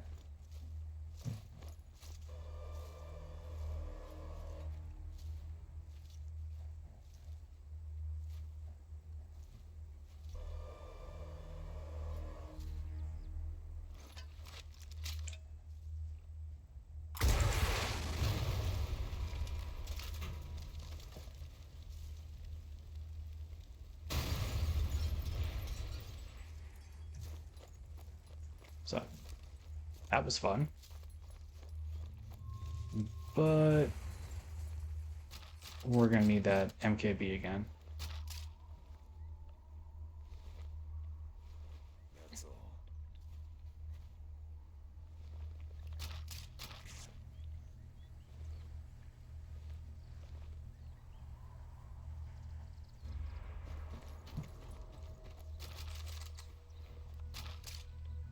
See what ammunition we can scrounge, supplies, medicine. Definitely medicine. All right. Ooh, operational duty roster. Perfect.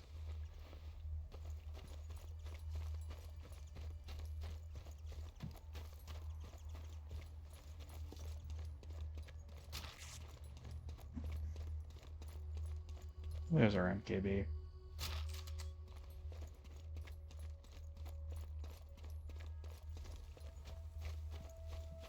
Now, we do need to call on the convoy, which we can do with this transmitter right here.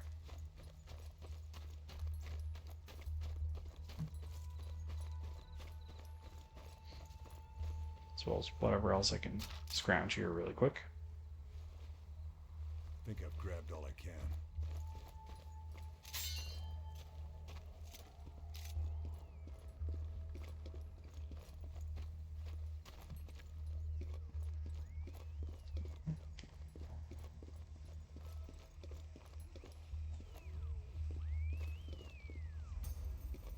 Now I just have to wait for the convoy. Need a good place to watch from.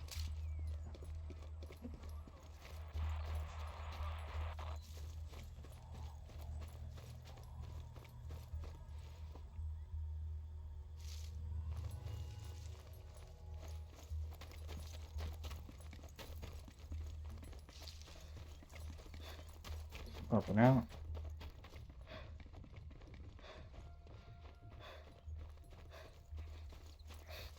Nice protected, or at least obscured. Che talento! Oh, Purtroppo hold questo è on. sicuramente un falso.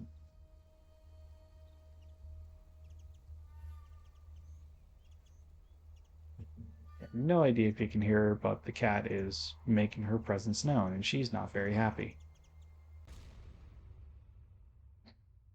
Ah, trucks are about to roll through.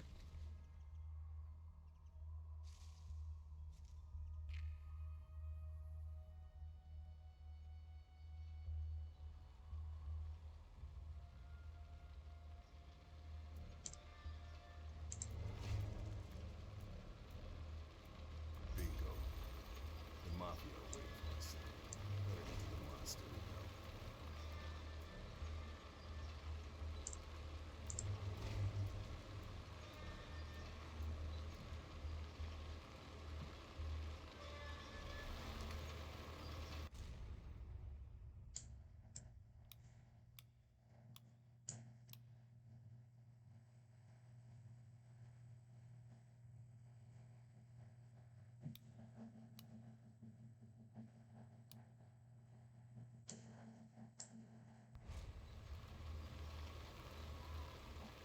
You know what? Actually, with that, we are going to call it a night, believe it or not. Because I still need to make dinner and do all of the other wonderful things that adults need to do, right? Unfortunately, I cannot just stay in my little history hole the entire time.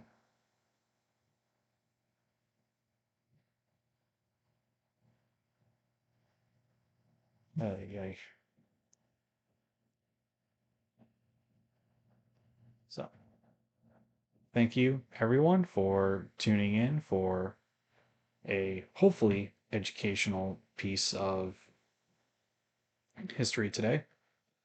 Once more, I am Marius Historicus, your local time loss historian. I hope that everyone has a pleasant day, or evening, or afternoon, wherever the case may be. Stay safe, make smart decisions, and I will see you next time. Goodbye, everyone.